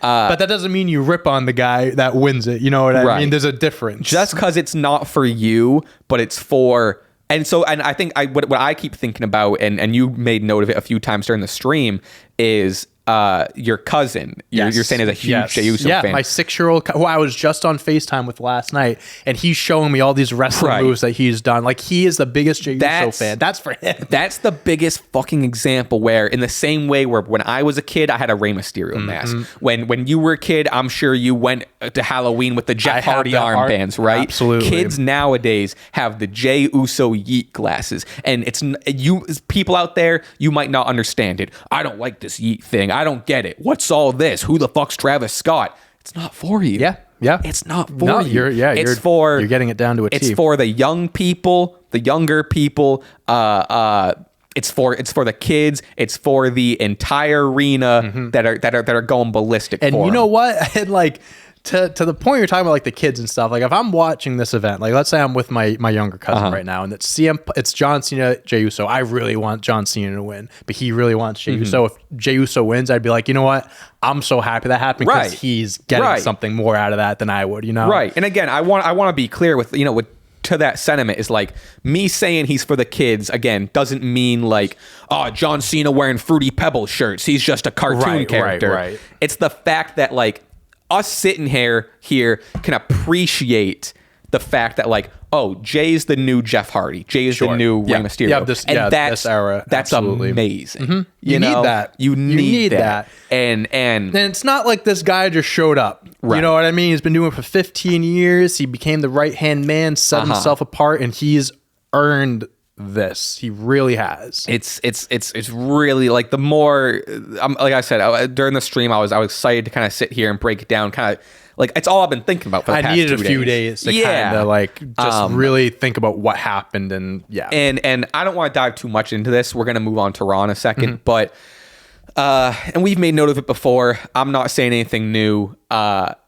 It's another example of how much the internet isn't real life. Does not affect. Because I would say 50%, maybe even more than 50% are mad at Jey Uso winning. But then, again, like we said, you see on Raw and the place is going ballistic. He couldn't talk for 15 minutes. Right. They had to play his music again so he can start eating again. Which I guess that's a good transition into the promo. We'll start Raw. Again, folks, we warn you, this is gonna be a long one.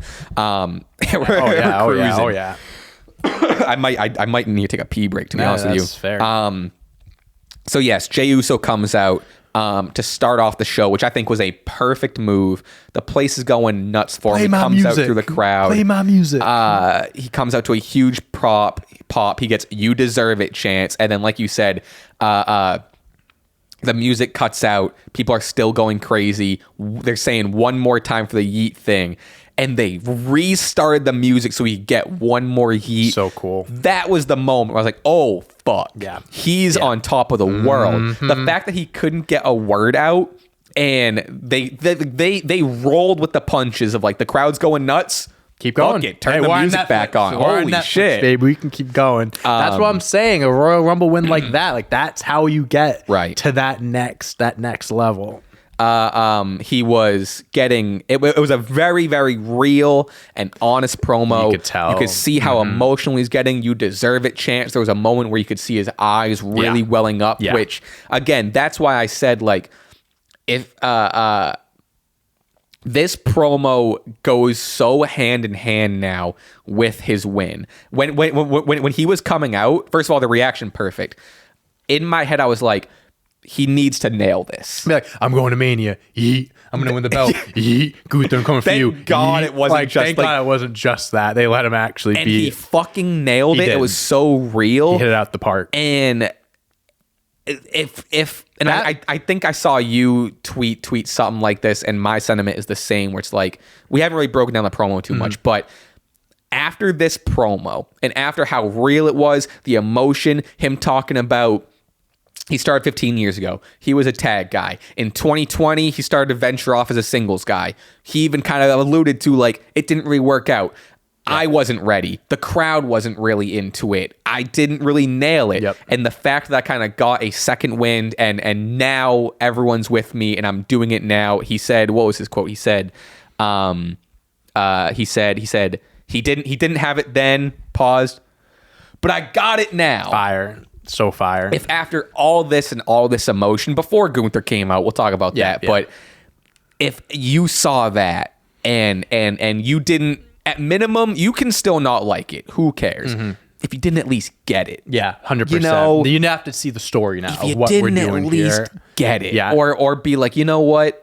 You Let's can see like where this goes. You can not sympathize. That's not the word, but it's like you can appreciate the emotion and like what he went through to get to this point. Yes. Right. It is. I think what was your tweet? If you're just a hater or something, you just want it. You're just looking for something to complain about. And let me tell you, a lot of people didn't like that.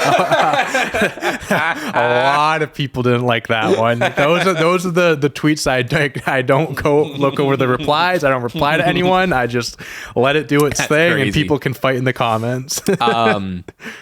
So then, before I move on, did you have anything else to say before I move on to Gunther showing up? No, just super emotional. It was very well done. Very well done. Yeah, it was great. Gunther shows up again. Great.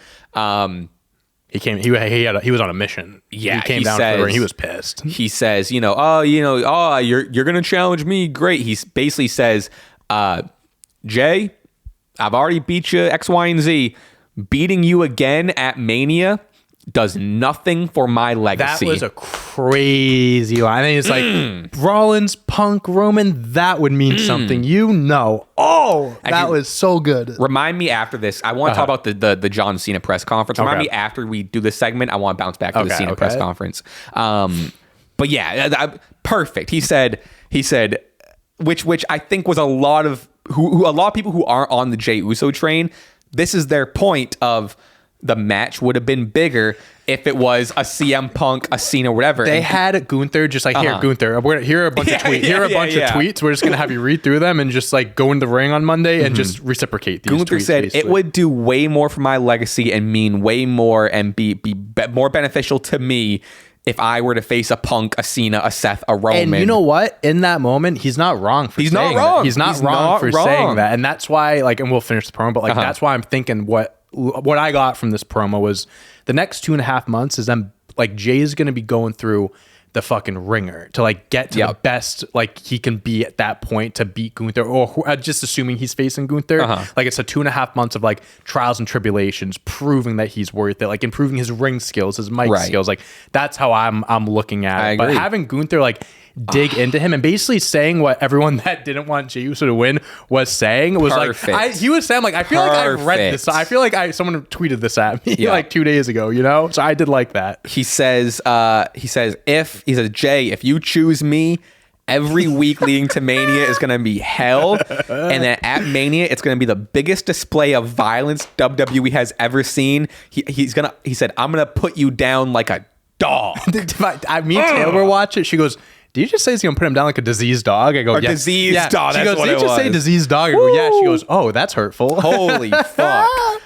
Yeah, fire. Absolutely fire. That's how you make someone a true baby face and like an underdog and like really hate someone like Gunther. Oh, I loved it. Jay did say he will be going to SmackDown to kind of talk to Cody. I gotta see Obafemi on Tuesday. I gotta see what he's about. The Charlotte Flair later. Yeah, that's ridiculous. Why did that's ridiculous. I saw a comment that was like, Charlotte is the only one that thinks NXT is a viable option for the Rumble. I know. Like, she did challenge for it, I guess, in 2020. But like, you're not fighting Julia at WrestleMania. Like, why it's not even happening. mention it? It's not happening. Appreciate the effort, but we know that's not happening. Jay ended the promo by saying, regardless of who I face, Gunther, I will be walking out of WrestleMania as champion. Great. Yeah, it was a great opening promo. Dude. Again, follows up the Rumble win. I think it kind of checked some boxes, filled some holes, some gaps that people may have been concerned or what about from Saturday. So I'm loving the direction. Me too. Not even just Jay Gunther, but just Jay. Yep. Like what he does on SmackDown, we'll see. But yeah, I'm all for it. John Cena. Yeah, I do want to bounce back to this. I thought this was I'd be pretty bummed if we forgot about this because I think this was an incredible fucking promo. He had the line of what could be a line of the year against Flair. Genuinely. He comes out, which it is very funny. The second any like face is like a little straight to the point or a little like aggressive, people are like, heel turn. But he sits down, obviously bummed, and he goes, yeah, just lost. Like in 20 literally minutes. He goes, I will not be taking any questions. I'll let you make the headlines or whatever the fuck. Holy shit. Like, okay, bet we're seated. He goes, he's like, you know what? I've been, he kind of alludes like, I've been pretty humble and da-da-da. He goes, but I am a businessman and I know what's best for business. What's best for business is me going on to win that 17-time world champion. Finally just like admits it and is like, was talking like an old man. He goes, my 23 years of service or whatever. It's like I've been in this company for 23 years. My 23 years of service cannot go unnoticed. I must be in the meat of like breaking out of that like humble Cena, I put everyone over, I don't want the title, and being like, no, what's best for business is me main eventing Mania and getting that 17. We need that fiery Cena. And then I said the line earlier in night, but I think this is the line you're also alluding to, is unbelievable line. He said, I don't want 17 for me. I don't want it for the history books or whatever. I want to win the 17th world title so I can shake the hand of the person that gets 18. You could just randomly. How did he think of that? That's crazy. That is genuinely like one of the best lines I've ever heard. It's beautiful. It's such it's incredible. It's such an effective and such a mic drop line. Yeah. Like you could tell me, like I'm not a wrestling fan. I haven't seen this. You could be like, you tell me that. Who do you think said that? I'd be like, that sounds like something John Cena would say. It's not like that's such a John Cena line, but I love that. I love how he's like kind of flipping a switch in a way where he admitted that he's going to be filming a movie for the next month, which I'm kind of like. Yeah, he did say that. Listen, I know we got a whole year here. I'll see you at Elimination I know we got a whole year here, but I'm the back end of this guy, we got to load up with Cena here. That has to be what this means. But I'm liking how he's just like, you know what? I'm tired of feeling sorry for myself. I'm not qualifying for any match. I'm putting myself in the match. Yeah. And then they showed like the graphic. They're like, all right, so Cena's in the match. Everyone else has to fight for their spot. And even Triple H came in. I think you left. I stayed and watched Triple H, and Triple H came out and he's like, hey, he's John Cena. If he wants to be in the match, he doesn't. He just can say it. He basically went, I'm the boss, but I mean, so he gets what he wants. Funny. Yeah, no, that was a very good, like 2-3 minute, just like quick delivery, but like it mic drop. Yeah. Everything he needed to say, he said. Beautiful. And like, he did it in such an aggressive, matter of fact way, but that line also like, it put the next person over. Big time. Like as much as he went, fuck you, I'm winning 17, in the same breath he went, but also I want to be beaten. Yeah. Oh my God. Mm-hmm. He wants to be the benchmark. He wants to be the guy. He wants to be the ghost that people go after. Like LeBron has the Michael Jordan ghost. He wants to be the ghost for someone to catch up to him. So good. I love it. I love it. All right, we will move on. Again, long show. We got Ludwig Kaiser versus Penta. The matches on this show were fucking fire. The matches were phenomenal. Some of my notes here. I'm gonna put this every single time. Penta is a fucking star. Yeah, he gets better. I mean, I'm not saying he gets better every week, but like the audience every single week is getting more and more behind him. I think this was my favorite match. I really liked the Chad match, but something about him and Ludwig was really good. I think it's just, he's a few weeks in now, a bit more comfortable and stuff. Sure. I think that kind of plays a part into it as well. Penta threw Ludwig over the top rope again, very similar to how he did in the Rumble. Basically, Ludwig, he was fighting for Santino's record, got tossed the fuck over by Penta leading into this match on Raw, and they kind of made reference to that. That is how they got it set up. You're right. I just thought it was a match they put together, but you're all right. They did have that. As much credit as I'm giving to Penta too, Ludwig, every single time I see him, I become a bigger and bigger Ludwig fan. And he's great. I pray they bring back the European title just for him. Oh, that'd be awesome. I want him to have great. I want him to have a mid-card belt so bad. Pete Dunne comes out post-match. Sure. Maybe looks to, kind of stalking his prey a little bit. Ludwig beats him to the punch, attacks Penta after Penta gets the W. And then Ludwig Ludwig kind of passes Pete Dunne. Pete Dunne's like, what the hell? Build to a little maybe multi-man match, little multi-man mania match. Hey, man. Ladder match. Wow. IC title picture. IC title elimination match. I'm just saying. There's a lot of people in that the scene, the Intercontinental Championship scene. But this rocked. I'm excited to see where they're going from here. I'm excited to see the next matchups for Penta. Big time. I like they're going this not every week, but Penta's just knocking down the mid-carders. It's a slow burn, but at the same time, it's not, because he's racking up wins. They're great matches, and it's like you can't just throw him into a championship. You got to build it up a little bit. All right, Charlotte Flair promo. I almost want to pause and pee. If you I don't want know how to. you're feeling. Go ahead.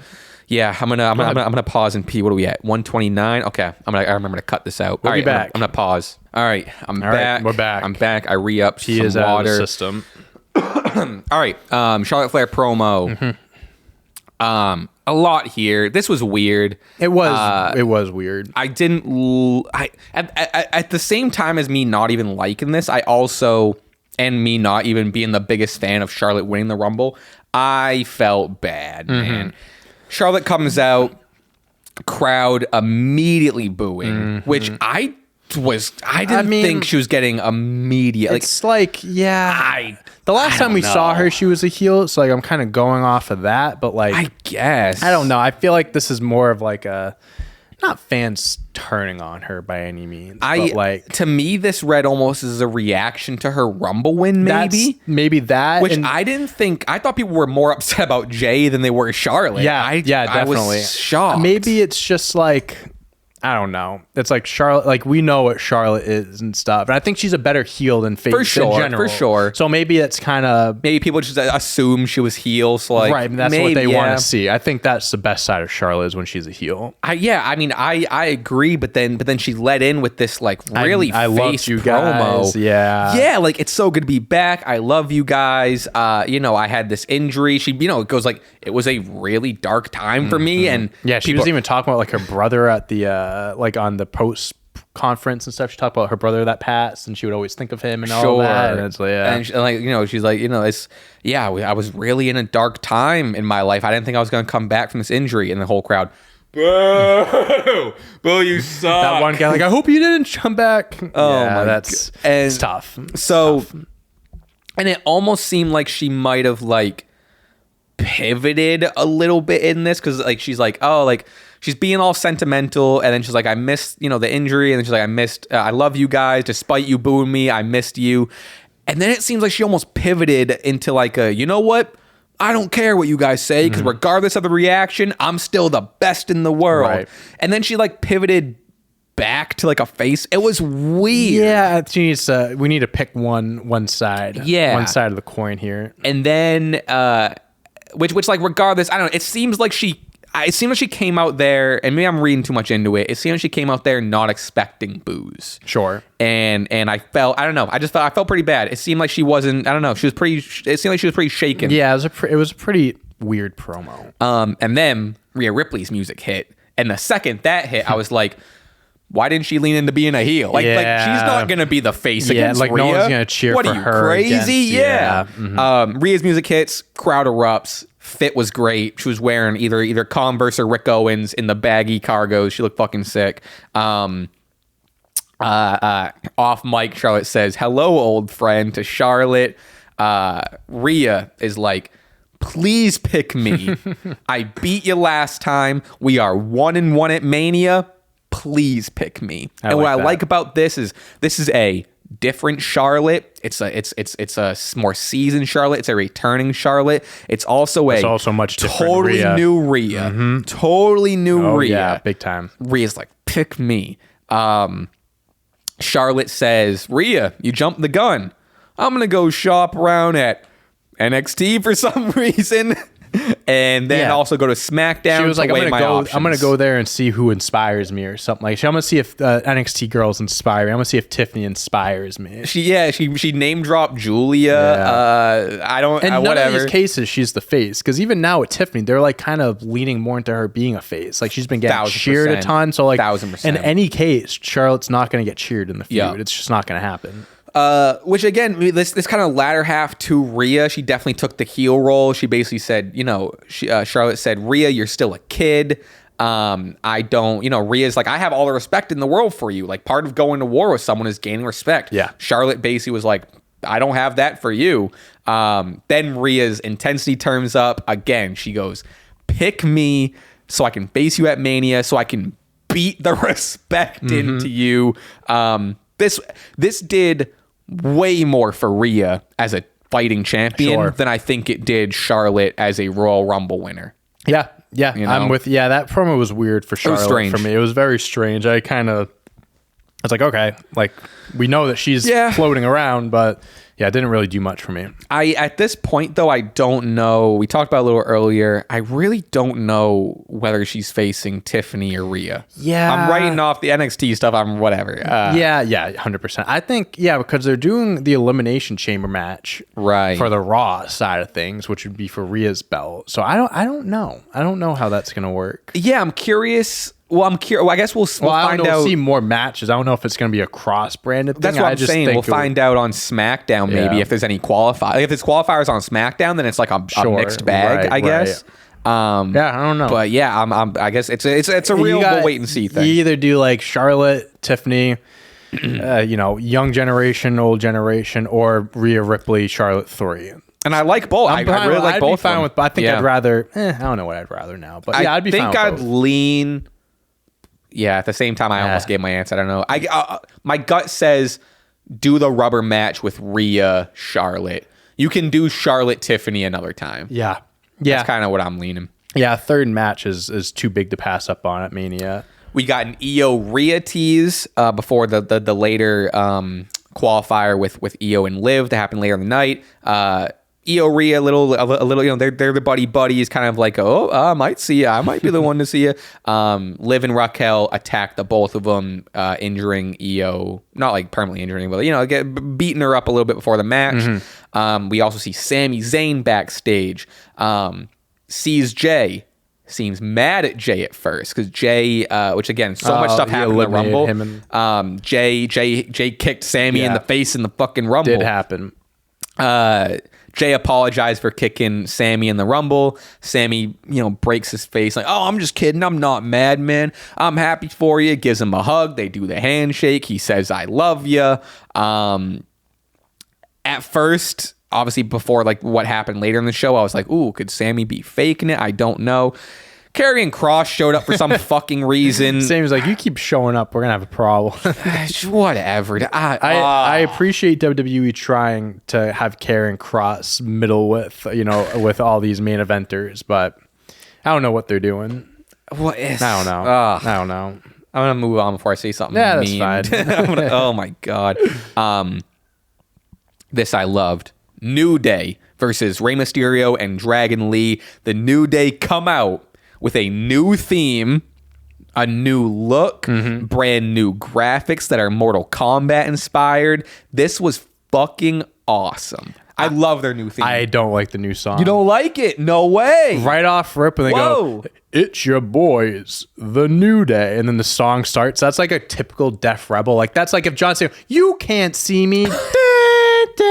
Or like a wrestler like saying their line before the song. And but that's how their old one goes. Yeah, but this was like kind of like a rib of it. So it's like, see, that's funny because that's why I like it, because it's like to me it was like the dark mean version. I do get that. Yeah. That's funny. I was like, I appreciate the doing new songs, do this and that, but I was like, I thought it could have been a better song, but that's not something that I'm like. Yeah, my initial reaction was, I guess I could also just be more excited for like the totally new. We're finally seeing them wrestle and like gear. It's a totally new whatever. I'm with you on that. I get that. But I definitely, regardless of if the song was good or not, like them getting a new song with a new attitude, needed. I was like, fuck yeah, much needed for sure. It is done by a friend of the New Day and rapper Mega Ran. Oh, he does. He's like he's a rapper. He does a lot of like wrestling. Did you see West Side Gun was ringside? At the tail end, I saw him. They were closing out the show. Me and Taylor had it on. I was like, "That's West Side Gun." I was like, "That's West Side Gun right there." Every time I see him, I think of how cool of a name, and I wish I thought of something as cool as Fourth Rope. Oh, Fourth Rope, so that's fucking such a great cool. name. You know what I mean? Name. I looked up. I was like, after seeing him, I was like, I want a Fourth Rope shirt, and there's none currently for sale, but there's a lot of resale and like on like Grailed and like whatever, like $200 fucking for a tee. There's this sick one with like Daniel Garcia's face on it. Geez. But yeah, they're put expensive. Put some more clothes on the site. No kidding. Put Even for retail, they're like, it's like $80 t-shirt. Damn. Anyway, it was also announced that we're getting Rey Mysterio versus Logan Paul to qualify for the Elimination Chamber next week. Hate to say it. Man, I'm with you. I know. Hate to say it, but they're 100% giving that to Logan. I'm not that delusional where I think Rey's going over Logan for the Elimination Chamber match. I would love to see a 50-year-old Rey bouncing off the fucking. I don't think it would be a bad decision, but it seems right on the wall. They like putting Logan Paul in these matches. I don't love that I like give him someone else other than Rey. That's my only thing. Sure. Is, Rey already lost to him like when Logan first started. Yeah, they do have a history. Yeah, which I guess this is the build to it, whatever, but. It's probably gonna be Logan. Regardless, we got a lot more of that storytelling in this match. First of all, Rey hit this fucking, I don't even know what it was, but He jumped on, I think it was Kofi. He like jumped. He did some fucking like inversion of a Hurricane Rana that had like a cool setup. Point being, the fact that he's still innovating new moves at 50 is fucking ridiculous. Man, those stem cells is he's really doing him good dude. right now, man. Logan Paul comes out mid-match. Distraction allows New Day to take advantage. Another distraction later in the match. Logan gets in Ray's face. Ray shoves Logan. Logan disrupts the match physically, allows New Day to pick up the needed W. Yeah, they definitely need to get their first win. Which I like the ending of this. You get the first win for New Day. You get them kind of on a roll finally, and then you build up to Logan Ray. Yeah. Bada bing, bada boom. Yeah. Am I going to keep my fingers crossed next week that Ray wins? Absolutely. But you're realistic. Yeah. Am I confident? Not necessarily. Fair enough. I'd be hyped. But also, hey, Jey Uso just won the Rumble. That's the thing. Who says Ray doesn't qualify? But they have something planned. Like Logan's gonna hang off the fucking top or whatever. They have something crazy. Yeah, planned. or like he'll fight like, oh, yeah, this makes sense. Put AJ in the match, and then it sets up a match between those two. Yeah, because we kind of saw in the Rumble he eliminated AJ. I think we both kind of were like, that could be a fun match. Yeah.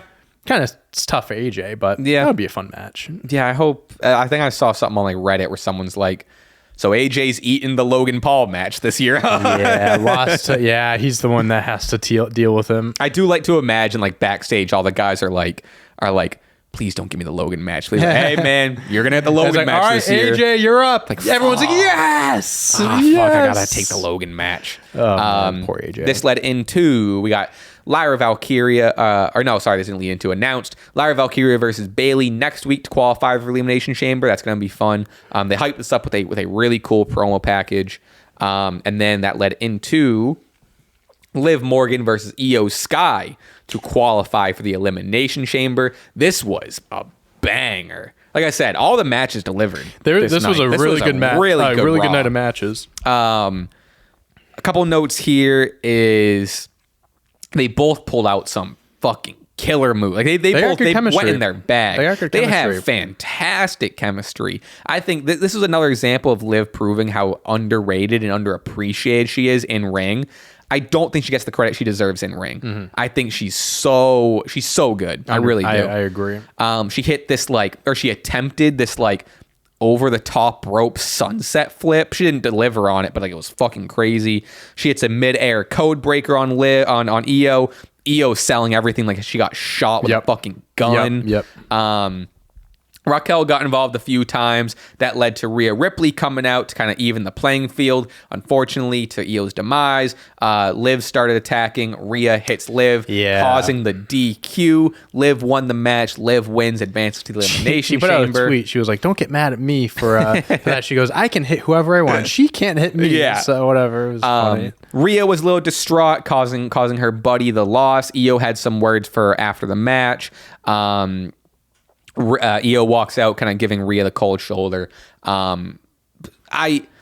There's something here. This makes me think that Charlotte is going to fight Tiffany. Right, because they're building something with Iyo. Once Rhea. This happened, I was like, they're not just going to do this and not give Iyo a match. I mean, whether it's maybe there's a last qualifier match for the chamber, and Iyo gets in that way, or some injury, something that plays into her getting back into the mix and challenging Rhea. Rhea pulls some strings to help her out. I fucked you over. Let me help. I think something. I think Rhea Iyo is the better option than Rhea Charlotte, just because it's new, it's different, and you could always do Rhea Charlotte 3 in any case, like another WrestleMania. I just think the idea of Rhea Iyo is fun as I love it. I really do. And that's why I had Iyo win in the Rumble, because I wanted her to challenge Rhea. I was shocked when Iyo lost that. I think both, Liv and Iyo both deserve to be in it, which I thought this match was crazy in general. Yeah, big time. There's no way they're having Iyo lose the Rumble and not even qualify for the Chamber. Something's gonna happen. There's gotta be some stuff going on.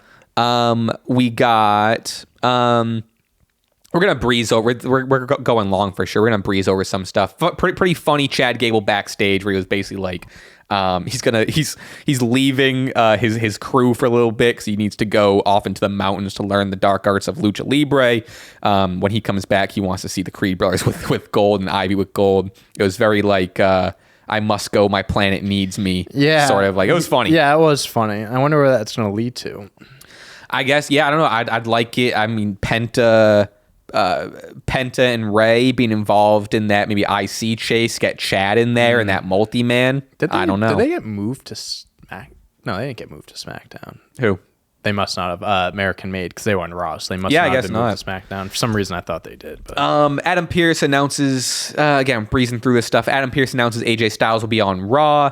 Braun Breaker enters, said, keep AJ away from me. I'm going to kill him. A phenomenal forearm to a spear. That sends AJ into retirement. Whoa. That sends AJ to retirement. Braun was like, yeah, let's chat about this IC title, blah, blah. All right, last 2 segments, folks, before we bounce over to the Patreon. Maybe the longest main episode in history. It could. I think it might be. Seth Rollins promo. I guess this is all. Comes out as Uncle Howdy. Thing. I mean, I literally thought it was Uncle Howdy at first. Very, very Undertaker coded. Yeah. I kind of tagged him as like a dark wizard cowboy look. Loved this look. I thought it was fucking sick, dude, with the sunglasses. Puts over Jay's win. I liked that. Runs through, hey, you know who didn't win? CM Punk. You know who didn't win? Roman Reigns. And then, which I thought was nice, and goes, and the third or fourth thing, I also didn't win.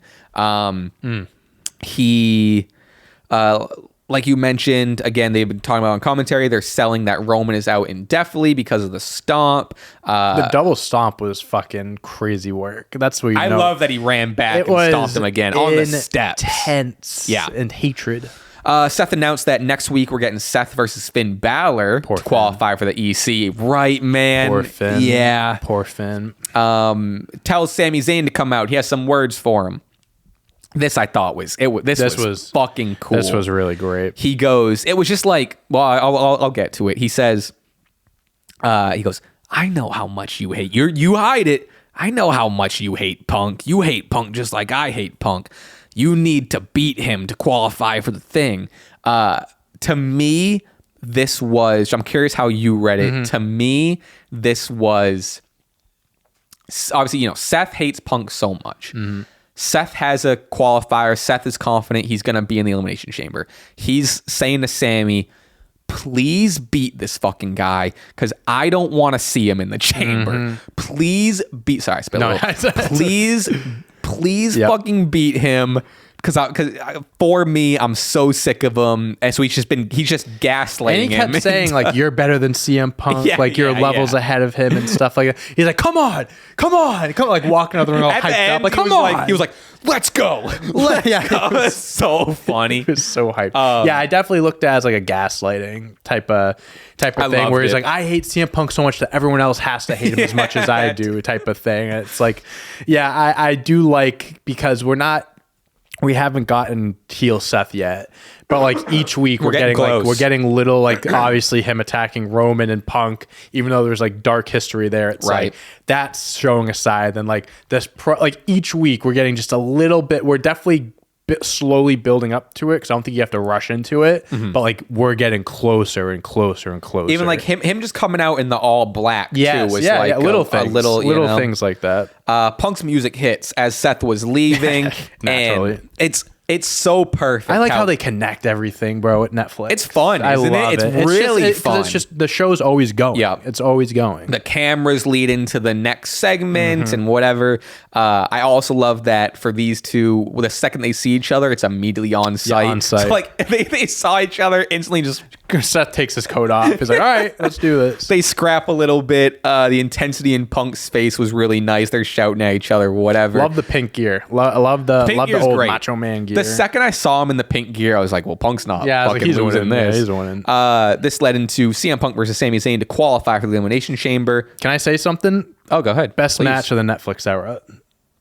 On Raw. This was a banger. It was a great one. To me, this was my favorite match that was on Raw so far. I'm not going to stake a claim, but I like that a lot. This was fucking great. When this match ended, I literally was like, that was probably the best match I've seen in a month on Raw. It was scrappy. It was back and forth. Sami had a fucking chip on his shoulder. Mm-hmm. They hit a beautiful one of the cleanest, most pro wrestling superplexes I've seen in a minute. The blue thunder bomb, the knee going in the bulldog, and he takes him and flips him to the blue thunder bomb was sick. CM Punk was like showing him the WrestleMania. He's like, "You're not good enough. You're not on my level." They're like face to face and like, I'm going there. I love that. Sammy countered the GTS.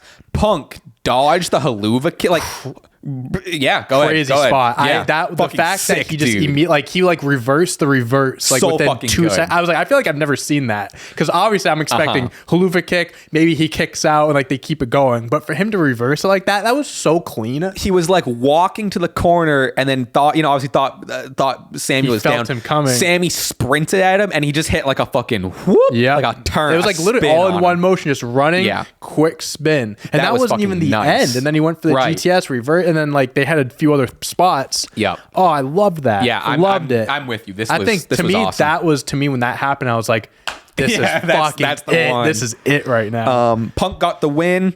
They shake hands after, and then to cap off I'll stake this claim. My favorite episode of Raw. I think Netflix it goes hand in hand with this was the best Raw Netflix episode.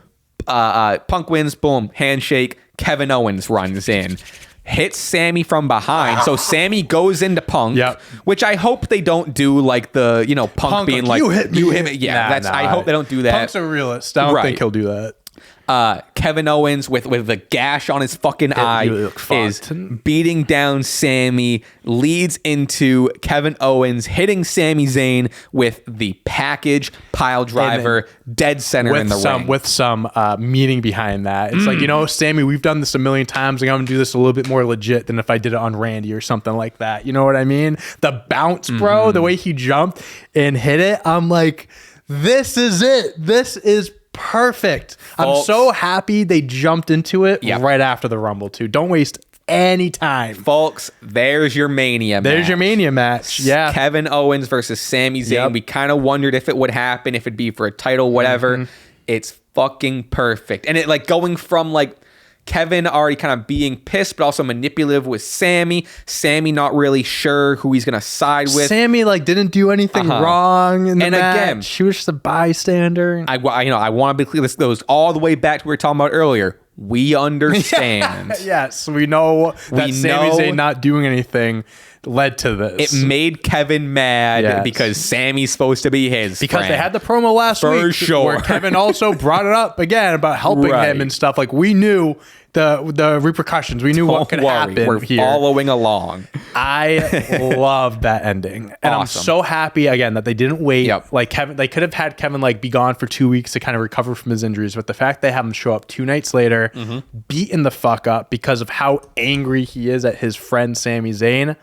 Yeah, amazing. And we were saying WrestleMania, and it should be WrestleMania. Ooh, at this point, I know Toronto. I know, but in a way, like that would be great because the crowd, they're from there. But I would like a big build up to this. Like I know it's like we're 2.5 months away, but like I feel like this is a feud that we can really stretch out until Mania. Yeah, But if they do it at Elimination Chamber, who am I to complain? I wouldn't complain. Also, I think they're just both from Canada, so I don't think either of them are like from Toronto. So not Toronto itself. I just meant like Canada and stuff. No, I'm not saying that. I'm saying that to the general public. People don't understand. They're both Canadian, or just more so people. If people are on your are on more on the side like they should do Elimination Chamber. Point being is like it is a big country, and I don't think either of them are from Toronto. It'd be like if like no, I think where's Kevin Owens from? One of them are from Quebec. I think that's what I was thinking. One's from Quebec, one's from maybe Montreal. Let's find out. I don't know though. Some of the provinces I don't understand. There's a lot that goes on. He's from Quebec. Okay. Chris Jericho's from Winnipeg. You idiot. I know that. I'm from Winnipeg. You idiot. And then Sami Zayn. I would imagine they're from. Maybe they're both from Quebec. I don't know. He is from Quebec. Yeah, they're both from Quebec. All right. So there you go. I think kind of a faraway distance from Toronto. Yeah, still though. They're in Canada. They're in Canada. I'd rather it be at Mania though. That's my final note is I'm glad Kevin Owens is in the he's in the main event scene. Obviously Sami and Kevin aren't going to main event. But he's been being featured so prominently. He's so fucking good. He's so fucking consistent. Yep. It's crazy he doesn't have 8 world championships. Yeah. I am a little bummed he's a little out of the world title picture at this point. I really want to see him get a world title soon. And it'll probably be like that for at least the next few months. Sure, but electric. Yeah. I over the past like year or two, Kevin's really become like one of my favorites. Like, I love seeing him on TV. Yeah, I mean, I'll say what, like, there's been no world championship or even singles titles reigns, but Triple H has done the best with Kevin Owens, like keeping him like in, big feuds, big stories, and like he's getting these championship matches and stuff. And I think it's gonna happen one day. It is. It's just that day isn't the next few months. But yeah, I mean, if we've seen from what we've seen last year from Kevin Owens, even the Saturday, like what he puts himself through. And I guess what I heard too is that he actually was a big like influence of the match. Like a lot of the spots and stuff he like wrote and like was like, we do this, this, and this. Yeah. So I'm hoping that he gets rewarded one day with a solid title reign because he definitely deserves it. Folks, that's the episode, nearing in on 2 hours, baby. Wow. Yeah, that's crazy. If you want a whole other hour of us doing a wrestling Q&A, we have about 16, 17 of your questions. I'm sure they're all going to be pretty Rumble related and what have you. We're going to chat about whatever. Head over to patreon.com/Stache Club Wrestling. We appreciate it, everyone. Again, thank you, everyone, for listening here, obviously, for being subscribers, for keeping on with the podcast, and for those who were in the live stream the other night. We really appreciate it. That was a ball. We have merch in the description. You understand at this point. Again, head over to Patreon to hear us go on for another whole hour. With that said, everyone, thank you again for being here. We'll see you all week on the channel. Quizzes, tons of videos, what have you are coming up. You know it. We'll see you then. Peace. A catchphrase if I was a wrestler. Yeah. Hey, Buster, you think you're better than me? You thought of that with Jazz? The Jazz. Okay. Get the /1 pick in this upcoming lottery. I'm fully convinced the NBA is rigged because that's their reward. Also, what's the best WrestleMania theme / aesthetic, stage graphics, theme song, etc.?